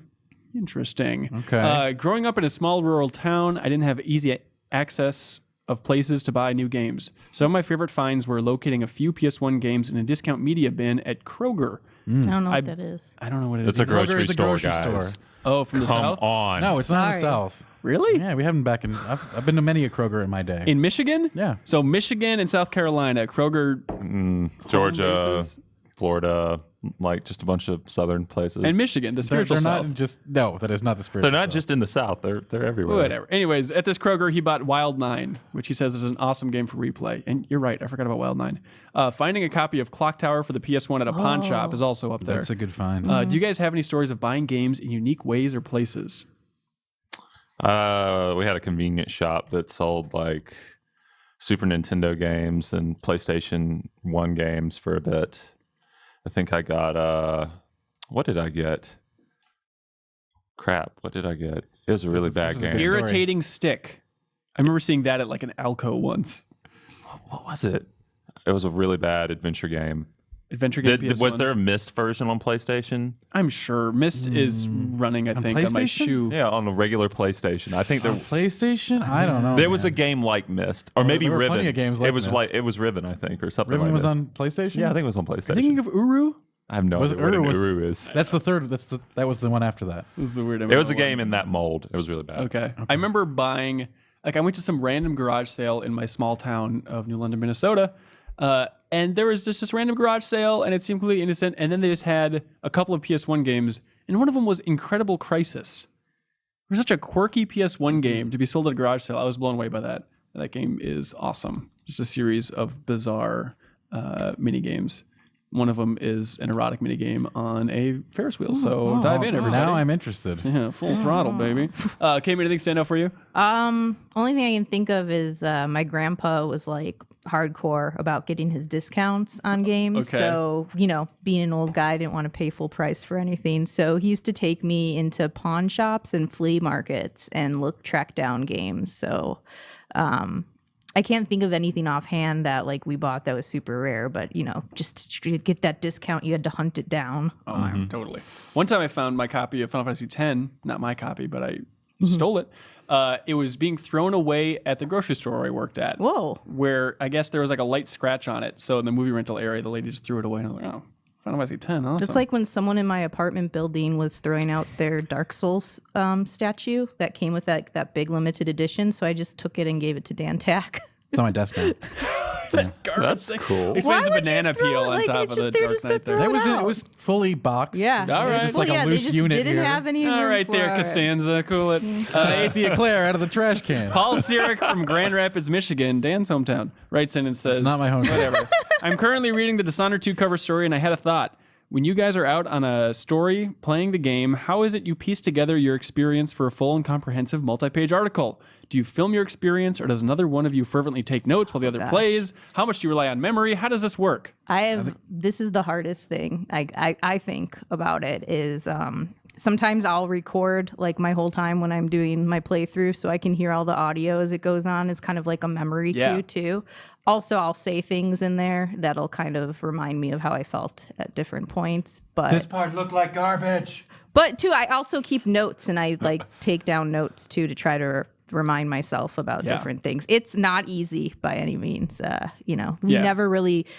It would be nice if they would just give us the footage of our playthrough, but that doesn't really happen. It does. I mean, it does not. Yeah. It's happened twice in almost 6 very years of rare. working here. It is like Taken King at Final Fantasy 15. We're allowed to capture basically everything we played, but we are not allowed to take video of the screen or anything like that because these are rough demos and they would dive in front of the camera before allowing that. Yeah. How do you guys do it? It's all up here, man. Yeah. Hey, I record everything. I just Yeah, I record do everything. not trust myself like to just remember. I mean, Yeah. I need cues, but once I have the cues, I'm like, oh yeah, that was like that. And So audio recordings are huge. yeah, I record on an iPad. It's generally gets me that's really what I good. do. Yeah. iPad. There we go. What do you guys like as the best question? I like the one that was about me, the first one. I like the voice actor one just because it led to the Quentin Tarantino MOBA. I agree. I also like the voice acting one. I think it's a that's really all? interesting angle. That's all. We ran out. Sorry, I everybody. like that someone wrote in about you being mean to me. I like that too. That's nice. I like Please that keep too. it coming. Anytime people talk about Hanson being mean, I'm bored. I'm bored with that 100% one, on board. so. Just stop spelling my name with an E, please. My last name. Always that spell is. it with an E. So yeah, congratulations, Mike from Tucson, Arizona. We'll ship you out something real nice. Wait, It's so a which good one got question. it? Mr. Voice Actor Steve Yeah. Buscemi is a GTA guy. All right, yeah. I'd love to see that. There's I some also would. creativity to that question, yeah. Yeah, absolutely. All right, that's it for this part of the show. And coming up next, we are talking to Navid Khonsari from Ink Stories, all about how you turn the Iranian Revolution into a video game that Javy Gwaltney would say is, quote, what's your little bullet point on the review? Compelling and unique thriller. There we go. So stay tuned for that, everybody.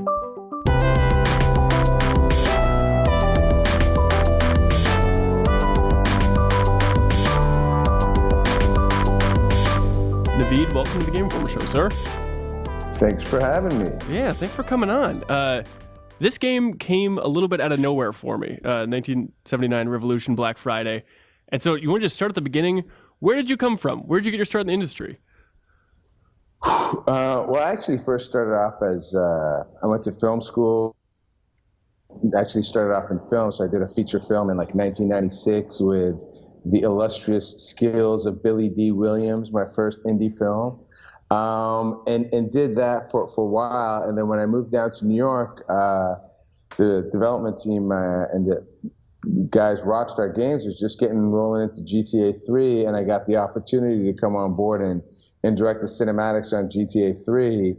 And that opened up the door to start working on Max Payne, because they came back to back, and then Vice, and then Max Payne 2, San Andreas, The Warriors, Midnight Club. Basically got to work on all these amazing titles that Rockstar did between 2001 and 2006 as a cinematic director and head of production. So I got all my chops in the gaming industry from Rockstar before I ventured out to 1979 Revolution.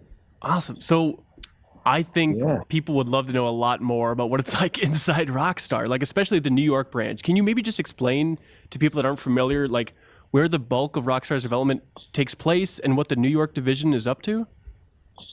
I mean, from my experience, there's a fair amount of creative direction coming out of New York. I mean, obviously they do marketing and all the publishing elements, which is was outside of my knowledge and my spectrum, but everything, from the lighting, from the writing that was being done by Dan to the motion capture, to the casting, to the elements that really led to the flavor of the game, spearheaded by Sam and Dan, came out of New York.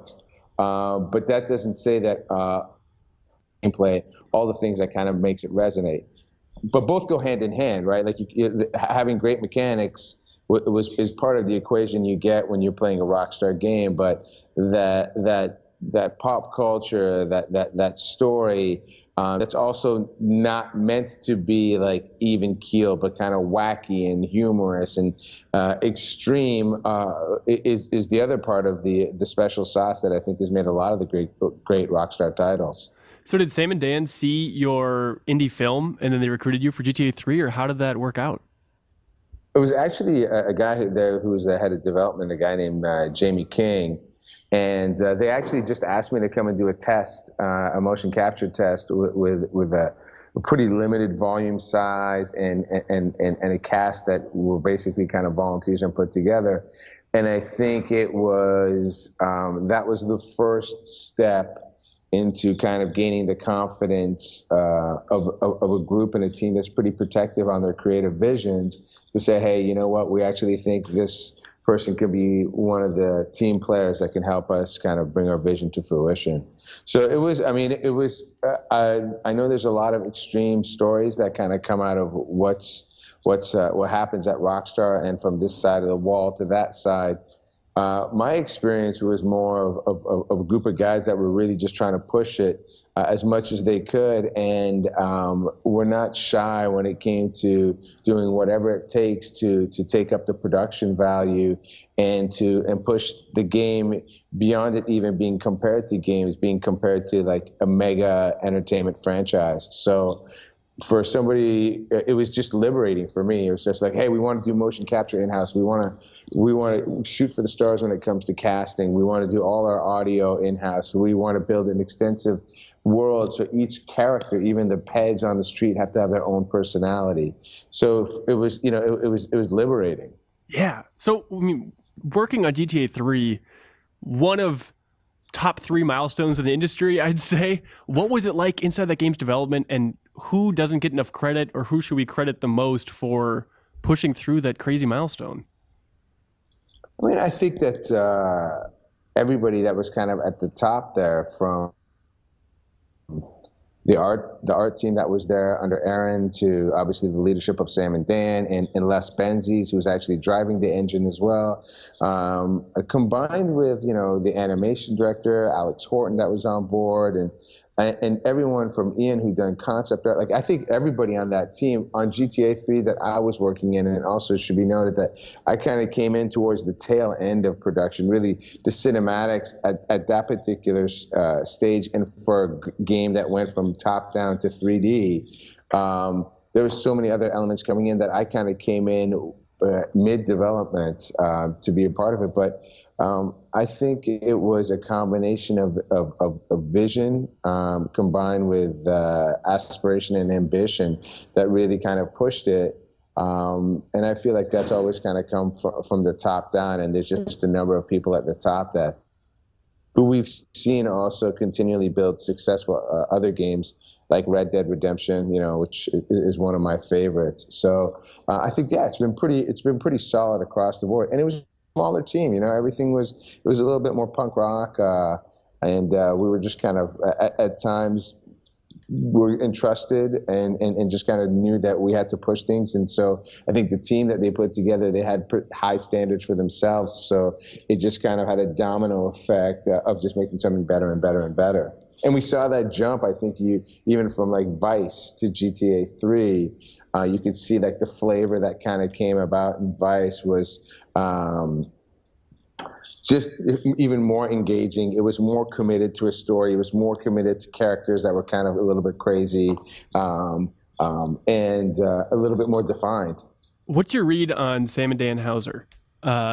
What makes them special? Do you have any memories that really stand out in your mind as like, this is the defining moment that I saw with those guys? Yeah, I mean, I think the defining moment is and who they are is very, very apparent in the games that you get at Rockstar. It's a reflection of their personality, which is they don't compromise.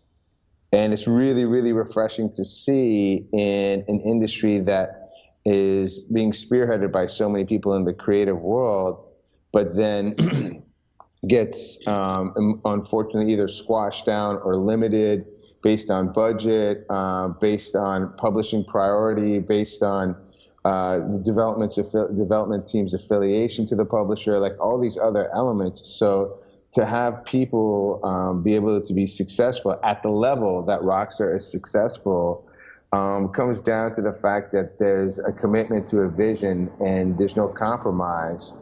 And as a result, they make a great, great, great game and a great, great experience. And that's been consistent. And I think it comes from how Sam and Dan have approached making games, and never, ever pretending to make anything other than the greatest form of entertainment. Do you think it's healthy? I mean, because everyone's working their ass off in the industry, but I mean, they must push people so hard. Well, I think the game industry in itself, nobody really, the production pipeline is compared way too much to other forms of media, which is ridiculous, because the fact is that there's so many more layers to a game.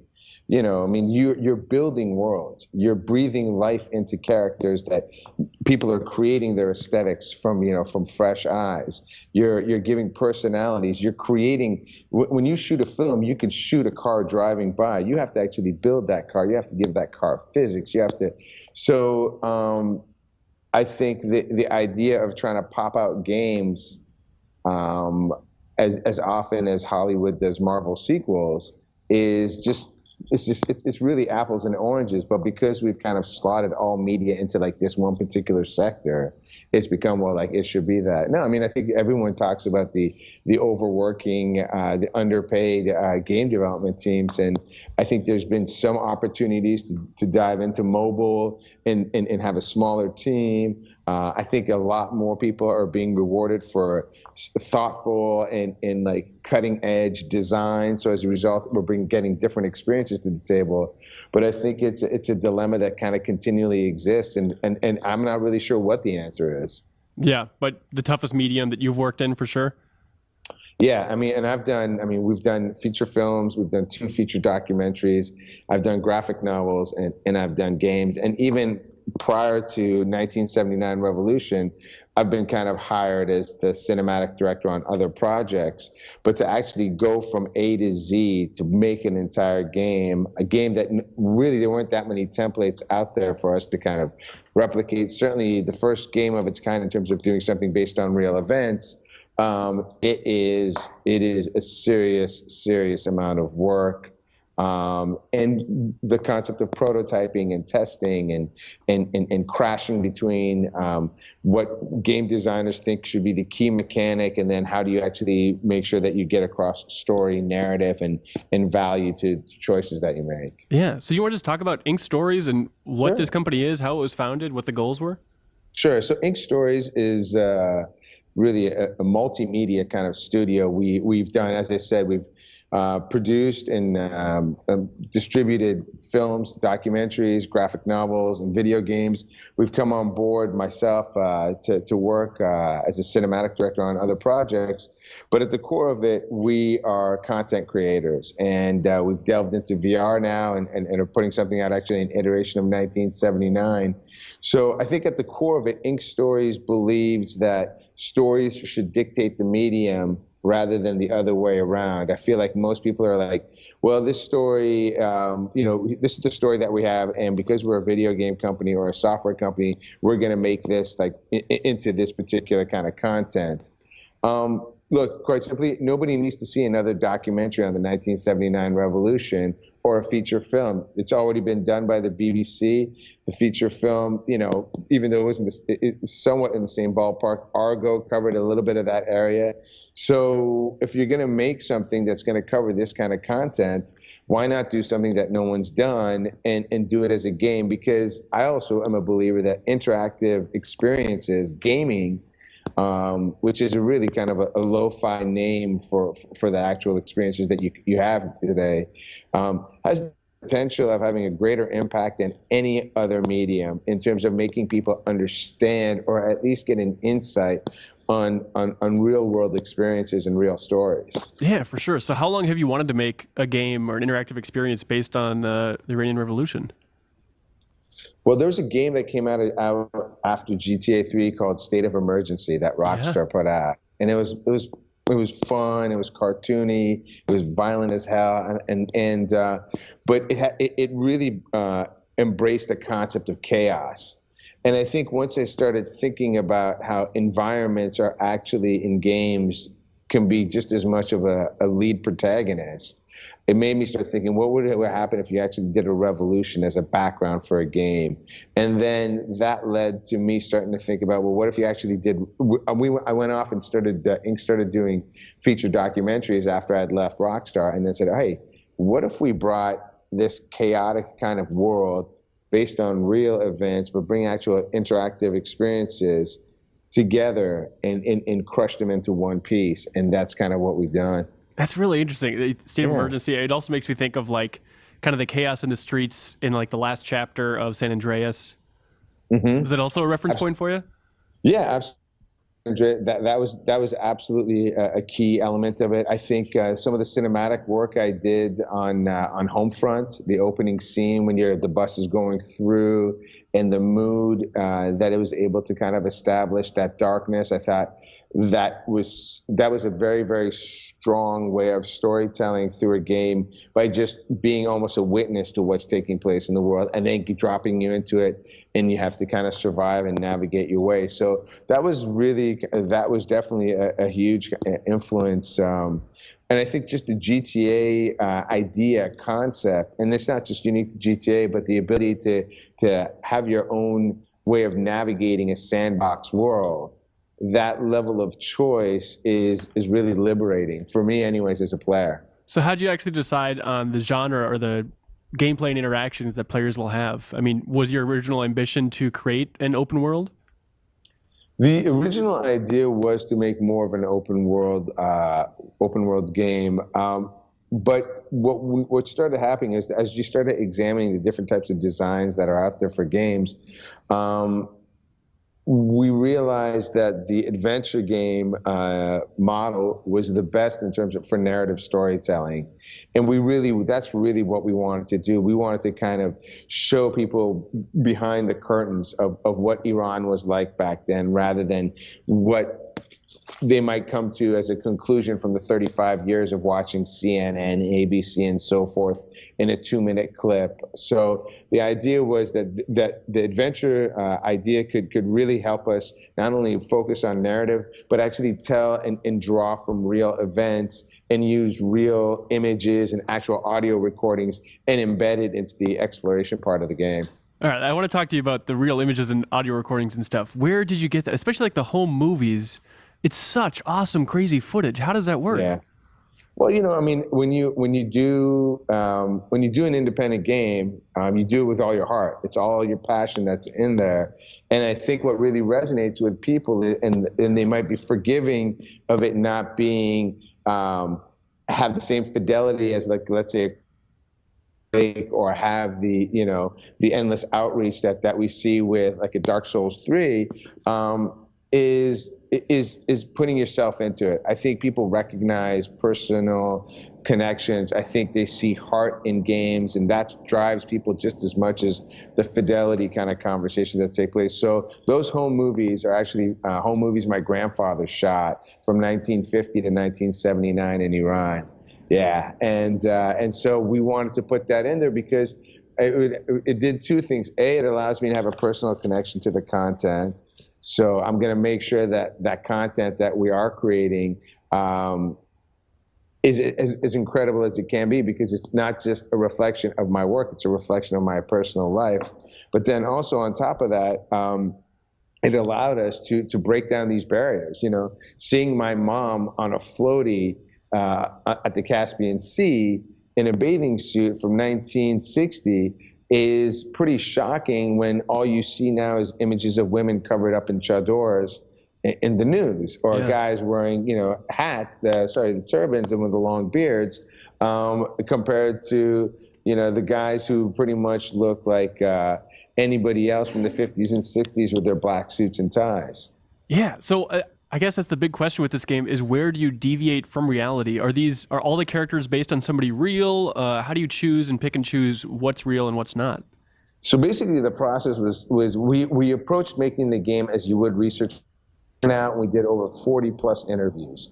The 40 plus interviews that we did kind of had common themes that floated to the top. Those common themes wind up becoming the narrative of the experience that we started creating for our protagonist, Reza, and how he's kind of going through it. Things like people being excited to be on the streets, the fact that people were putting aside their differences, the fact that there was a definitive class system, the fact that there were some people who just wanted to kind of tear it up and had no interest at all in the politics, to those who were very much interested in politics, almost to the point that it hindered them in trying to actually get their message across or to be able to, confront authorities. So all of these things kind of came together to create the narrative for all the different people that you kind of come across and experience. They're all based on real people. Gotcha.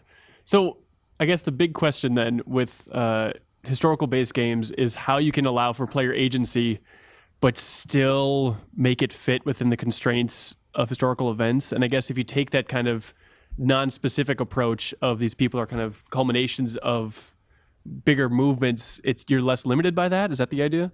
Yeah, I mean, look, we could take a look back now at, let's say, the highlights of how World War II has been summed up. An extreme number of soldiers that died. Obviously Germany's attempt at world domination, the persecution of Jews and the Holocaust. And these are kind of become the main themes that people try to sum it up. Well, none of that stuff would ever actually change, but the impact that you could have by possibly showing a German family that's actually sympathetic to the problems that are existing, to the German family that try to hide Jews, or to the journey of a single person from their home all the way to actually Auschwitz and what took place. The history doesn't change. We don't change that who wins or who loses the war, but it's the story of the people. And I think that's not, and I think there's a great opportunity within the confines of the truth and the reality of history, but actually, rather than focus on the leaders or the movements that took place politically, actually focus on the people that were on the street and that had to deal with not necessarily easy yes and no questions and solutions, but kind of stuck in the middle, stuck in the grayness of really what takes place when your world is kind of turned upside down. Why do you think the gaming industry has shied away from nonfiction as much as it has? Why do you think that people aren't doing more games based on real events and trying to be true to it? I think that it kind of comes from the fact that we look at movies and we look at these big blockbusters as kind of taking us away from the world that we live in and introducing us to like fantasy and so forth. And I think gaming has kind of followed that same path. But saying that, that's starting to get also old. I mean, look, we're not having that many new titles come out. If everything is an iteration of a previous title. Anything that's kind of new, we're seeing some stuff obviously in the mobile world, but what used to exist 5-6 years ago, which was that mid-tier of development teams that were getting, supported by publishers to make new IP to create, have to change. I think we need to start looking towards real stories. I think there's more potential for growth in different areas of making kinds of different types of games, but we haven't even scratched the surface yet. And I think publishers have gone traditionally for the lower hanging fruit of what's been very successful in film and television and try to kind of replicate that, but obviously within the focus of a proper game design. It's interesting. I don't know if you followed it, but a couple of years ago, another big documentary game that came out was Cat in the Coup, which is also set in Iran in the 50s. Did you pay attention to that?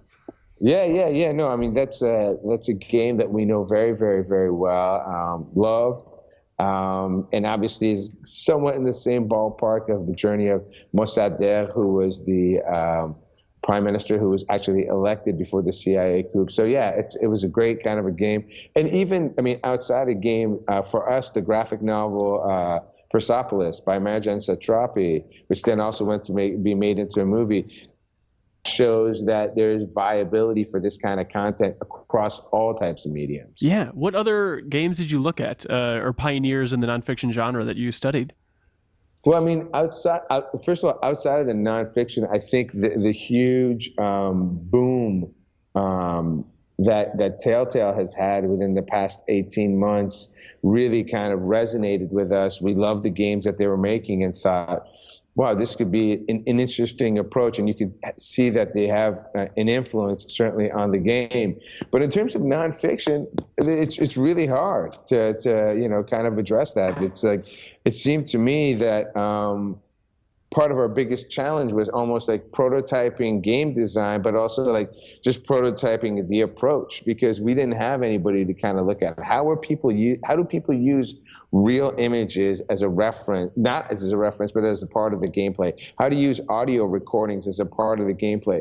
We've heard tons of radio stations. We've seen tons of content made for those radio stations, but and they fit the story world. They help build that world that you're existing. But then how do you take something that's already been pre-recorded with a definite agenda and make it into that? So part of it was almost prototyping this, what we're referring to as verite games. So what are the big lessons along the way? What are the big do's and don'ts or dead ends that you went down and you realized, that's not going to work for verite games? I think one of the lessons that we've learned is that we got so involved with trying to kind of create this story that we could have been a little less ambitious and cut down the size and the scope. I think that's a classic development kind of issue that ends up is you have like these very lofty ideals, and then you try to kind of hit them. Because of just a limited budget, a small team that we kind of have, although everyone was incredible, we took on a lot to try to deliver this. In the end, I think it's done very well. I mean, our Metacritic, knock on wood, is killer. The users are really, really happy. I think the performances and voices and all that stuff has really shined. But I do think that maybe our ambition was a little too big for our first bite. But saying that, when I watch movies and I see somebody kind of going for it, even if it's not 100%, I'm willing to go back to that well, because it beats the hell out of somebody who's kind of just doing the same thing and is doing just another iteration of it. So I think that's what we've kind of achieved. And it's just been interesting. The dynamics of challenges have been, how do you take an animation team and a group of animators who are very used to basically designing worlds based on the Western Hemisphere, and let's say the cultural kind of people that live in the Western Hemisphere, and then trying to get them to actually relearn what people from another part of the world, which other than having basically turbans and getting shot in Call of Duty, are not being really reflected. So that was a learning curve on the art front. On the design and on the coding front, I think the design was a continual kind of evolving and changing element of it. And on coding, I think it was just more of like, how do we actually take something that's this big? I mean, the game is over 2 hours, not including all the ads, over 80 plus exploration. How do you jam that in and actually make it so that it's not too clunky when people want to play it on their phones, tablets, or PCs? So you mentioned it's a small team. It was a tough development. Where did you get some of the funding from? Like, I saw Sundance is in the credits, and I'm curious what that connection is. So when the project started out, we did a Kickstarter campaign that we raised $305 out of $395,000. So that didn't necessarily come to fruition, but what we got out of that was such incredible press and such incredible interest that it allowed us to kind of go out and try to leverage that to raise some money. A lot of people, it should be noted, their time. And donated their services, especially a lot of Iranian people. All our concept art was done by two Iranian artists who remain, undisclosed because of their concerns for their family back home. Our research department, for example, was endless amount of volunteers. So a fair amount of people also gave them themselves, but we were also fortunate to have partners like the Sundance Institute and it's the Doris Duke. Is it the Doris Duke? The Doris Duke Foundation. Sorry? And IFP that have kind of come on and with grants and have financially supported us, but also with Sundance in particular. We actually took the project to the Sundance Institute and for 4 days kind of workshopped it with some incredible advisors, from Academy Award winners to showrunners who have recently won Emmys to writers who've worked with Robert Altman and everybody in between. And that was an incredible experience because they're totally unfamiliar with the concept of games, but at the core of what they do is they just try to tell incredibly riveting, great, sticky stories. So we kind of really benefited from them and working with them. Awesome. You talk about like biting off too much out of the gate and whatnot. The ending seemed a little abrupt. Was that the ending from the beginning, or was it a matter of like, we gotta tighten this baby down? We probably overall we lost. We dropped scenes as we started going further and further down, because the ending is so definitive in different directions. We decided to kind of almost leave it as a cliffhanger, with the idea of having people want more, and because it would actually initiate a greater kind of conversation, and truly is at the core of it. It is abrupt, but it's abrupt in terms of it shows you a definitive ending based on the choices that you've made leading up to it. And we felt that if we try to get murky and just try to put an end to it, especially when you're just talking about the culmination of the revolution, that's almost like we wanted to commit to extreme branches. And so that's why it seems a little bit abrupt. But what's been great is that I think the stories resonated with so many people that we're already internally talking about what we would do for a sequel. That's interesting. So with this format and this style of game, you're interested in staying in Iran and continuing this storyline of this revolution. Is that just practicality because 1979 revolution is a brand at this point, or would you be interested in doing other historical events? No, we have our interest. I mean, 1979 is the first step into a genre that Ink Stories is very much committed into kind of developing and pushing out there, which is, games based on real events and real stories. I mean, I think that a game like This War of Mine is not too far off in trying to kind of convey the same kind of experience. And there's other games that have also tried to bring real life into it. So that's what we're committing to. 1979 is our first step into this, and it's because I happen to be in Iran and of Iranian descent and experienced the revolution firsthand. But what we've created also in this process is an engine that's going to allow us to share this, and more importantly, the process of how we built the game with other people who might want to tell historical stories that are relevant to them, or want to break down barriers, or even do things that are as recent as what's taken place in the past year to give a greater depth to the story or a greater kind of insight. So 1979 is the first one. Based on how the feedback and where we're at, there's definitely thoughts about a sequel, but we're interested in now jumping into other historical stories and other kinds of kind of narratives that are out there as well. And so the goal is also to license out the engine. Have you had interest for that? The goal would, I think, licensing out the engine is really not something that we're interested in. We're much more interested in sharing it with people. I think we feel from the experience that we've had, there's a defined responsibility that you have in this kind of a game that's different than other kind of games. And that is that you're telling the stories of real people. People will now look to this in terms of like as another form of finding out about that part of the world or finding out about history. So those responsibilities, we take very, very, very deeply. And so as a result, we want to make sure that we're true to that. I want to make sure that at least for the next 3, 5, half a dozen adopters of this kind of thing, that they're doing it with us. And also for us, the idea was never to try to create software that we would kind of license. The idea would be to establish this as a genre. So if people are interested, we want to facilitate that. Right on. So since the game came out a couple weeks ago, what have been the most striking reactions for you? What's really stood out?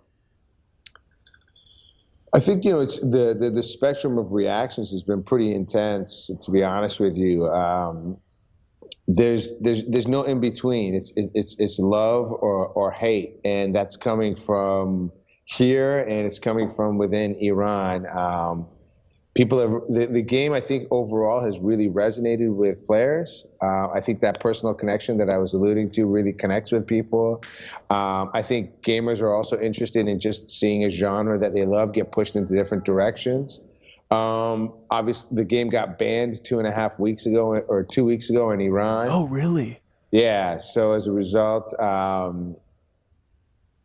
you go onto Steam in Iran and you try to get the game. It's literally this big page comes up and it's a blocker that you can't get access to the game. Is that a bummer? Is that a bummer for you, or is that like almost a badge of honor?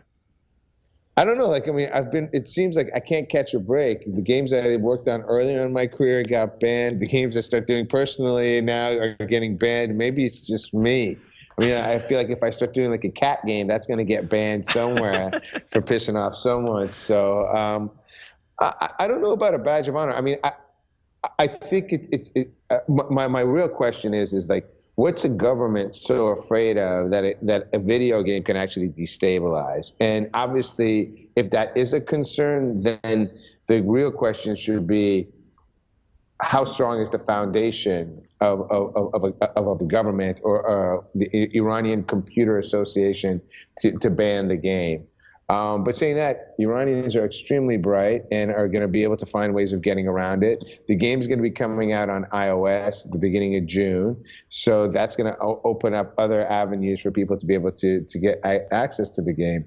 So I was surprised that the game got banned because I really feel like we've told a balanced story. I think that's been one of the more incredible feedbacks that we've gotten from everybody from all different types of backgrounds, is that they felt like it's a balanced, edgy, kind of riveting political thriller more than anything else, but that we're not taking this side or that side and kind of like putting a slant on it. We're allowing you to kind of have that experience. Yeah, it's interesting that Iran would ban it, but I'm sure, I don't know, I guess I'm not sure, but have you also had feedback from Americans like, oh, this game's anti-American? Oh yeah, I mean Fox. It was on Fox, and the funny thing was that the Fox headline was kind of poorly. The title of it was there's some misinformation. So when you started seeing the responses, it was just like the hell with Iran. Let's just blow them up and all this kind of stuff. And so you've got that, but that conversation is also taking place on Steam with people in the community that are really covering both sides. I mean, that's what's exciting about it, is like you're having these kind of conversations where people are coming to the defense of the game, where people are attacking the game, and we're not actually involved in the conversation. And people are trying to provide clarity so that people understand the scope of what the game is taking place. I don't see that often on game threads, and it's deep and it's pretty intense. Nice. And so how proud are you of this game? Is this a crowning achievement for you? I'm extremely proud of this game. I think what we've achieved with it is unparalleled, for a small group of guys and girls to make a game that has the aesthetics of a AAA title based on a template that has never kind of existed, on a shoestring budget, and really kind of going for it. I mean, how often do you get opportunities to do that in anything in life? And for us to be able to do that, and for it to be critically, celebrated as it is also by players, it's extremely. I don't know. It's not proud isn't. I don't even know if proud is the right word. It's just more of kind of exhilarating and excited to see what we're going to be able to do as we push this, because we're only going to grow. We're only going to get better, and we're only going to be able to put more and more content out there based on our experiences and the experiences that we have now with the community that knows Inc. and 1979. Yeah. Well, I'm hoping you guys keep pushing Verte Games, but always keep in your back pocket. You can contract out with Rockstar and maybe continue work on Agent, huh? Oh God! I mean that game is. If that game gets, I might get my next indie game done before Agent comes out. Do you think it's gonna come out? I don't know. I have no idea. But I'd be pretty excited to see it kind of come out. That's for sure. Did you work on it at all back in the day? No. I pretty much finished off with the Warriors.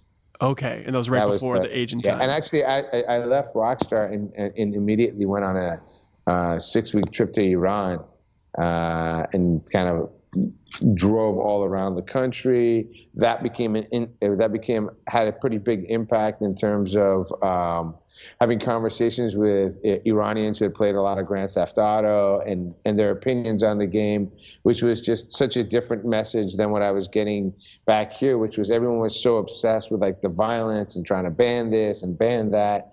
And all I was hearing from Iran was like, wow, what an incredible game where you have all these choices to do everything from like going to the gym, going to the restaurant and eating, riding my bike, listening to music in my car, and just driving around. And so it was a pretty incredible experience. So, and then after that, I came back and shot my first documentary. So it's just like all three of those pieces kind of came together for 1979.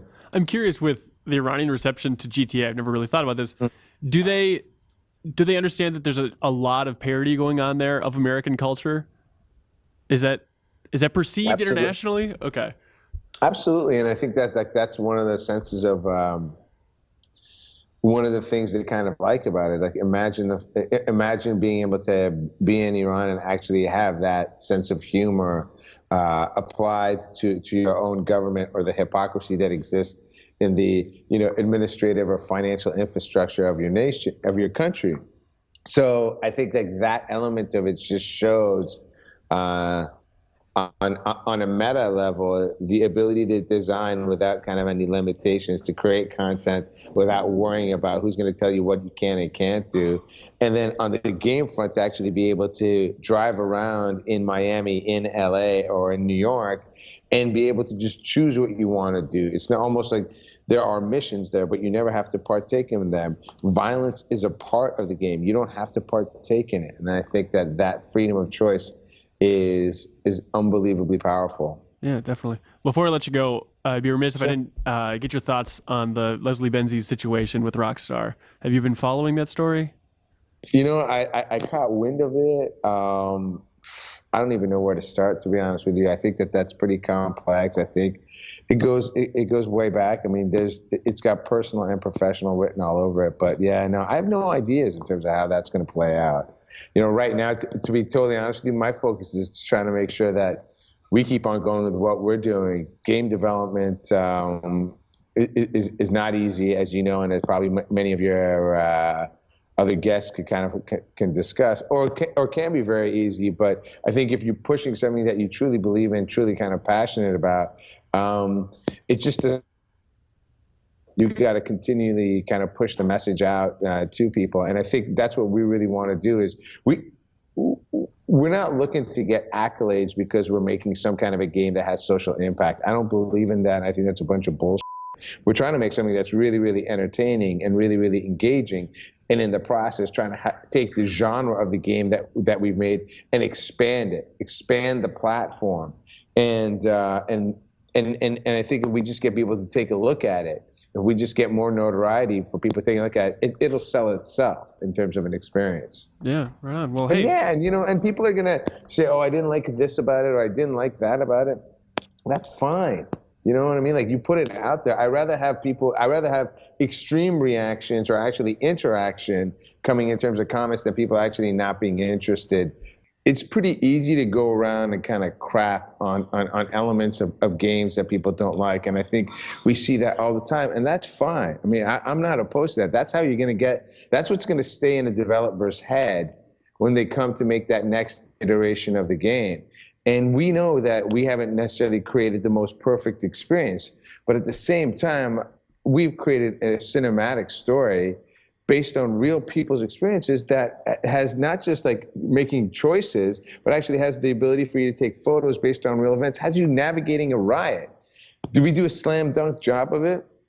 No, but does the overall package that we're creating absolutely resonate, have a personal connection, and actually can I say you could possibly come out smarter after 2 hours than you were before it? I think so. And also at the same time, realize that the person that you might be taking a look at or you might be judging, you have no idea about what their background or their historical experiences could be. And that's one of the things we're kind of losing sight of as people, especially politically, like Donald Trump, and not just here, but even coming out of the Middle East with ISIS, or throwing down some pretty extreme statements. And we need to kind of take a step back and understand, like, that's what their objective is. But if you understand that these two individuals do not represent 300 million that are living here and the endless million that are living there, we're going to be in a much better place. Right. And I think pictures and games can do that. Yeah, for sure. Well, hey, hats off to you and the team for making something really unique this year, guys. Thank you very much, man. Thank you for having us. And yeah, we're pretty excited to see with the release of the iOS what's going to happen on the beginning of June. And that Steam sale's coming around the corner. So we're excited to see what happens with our wish list. Right on. Well, best of luck in the future. We'll keep an eye on you for sure. All right. Thanks very much. Yeah, and thank you for watching or listening to this episode of the Game Informer Show. Be sure to tune in next week. We'll have a new episode waiting for you. Bye, everybody.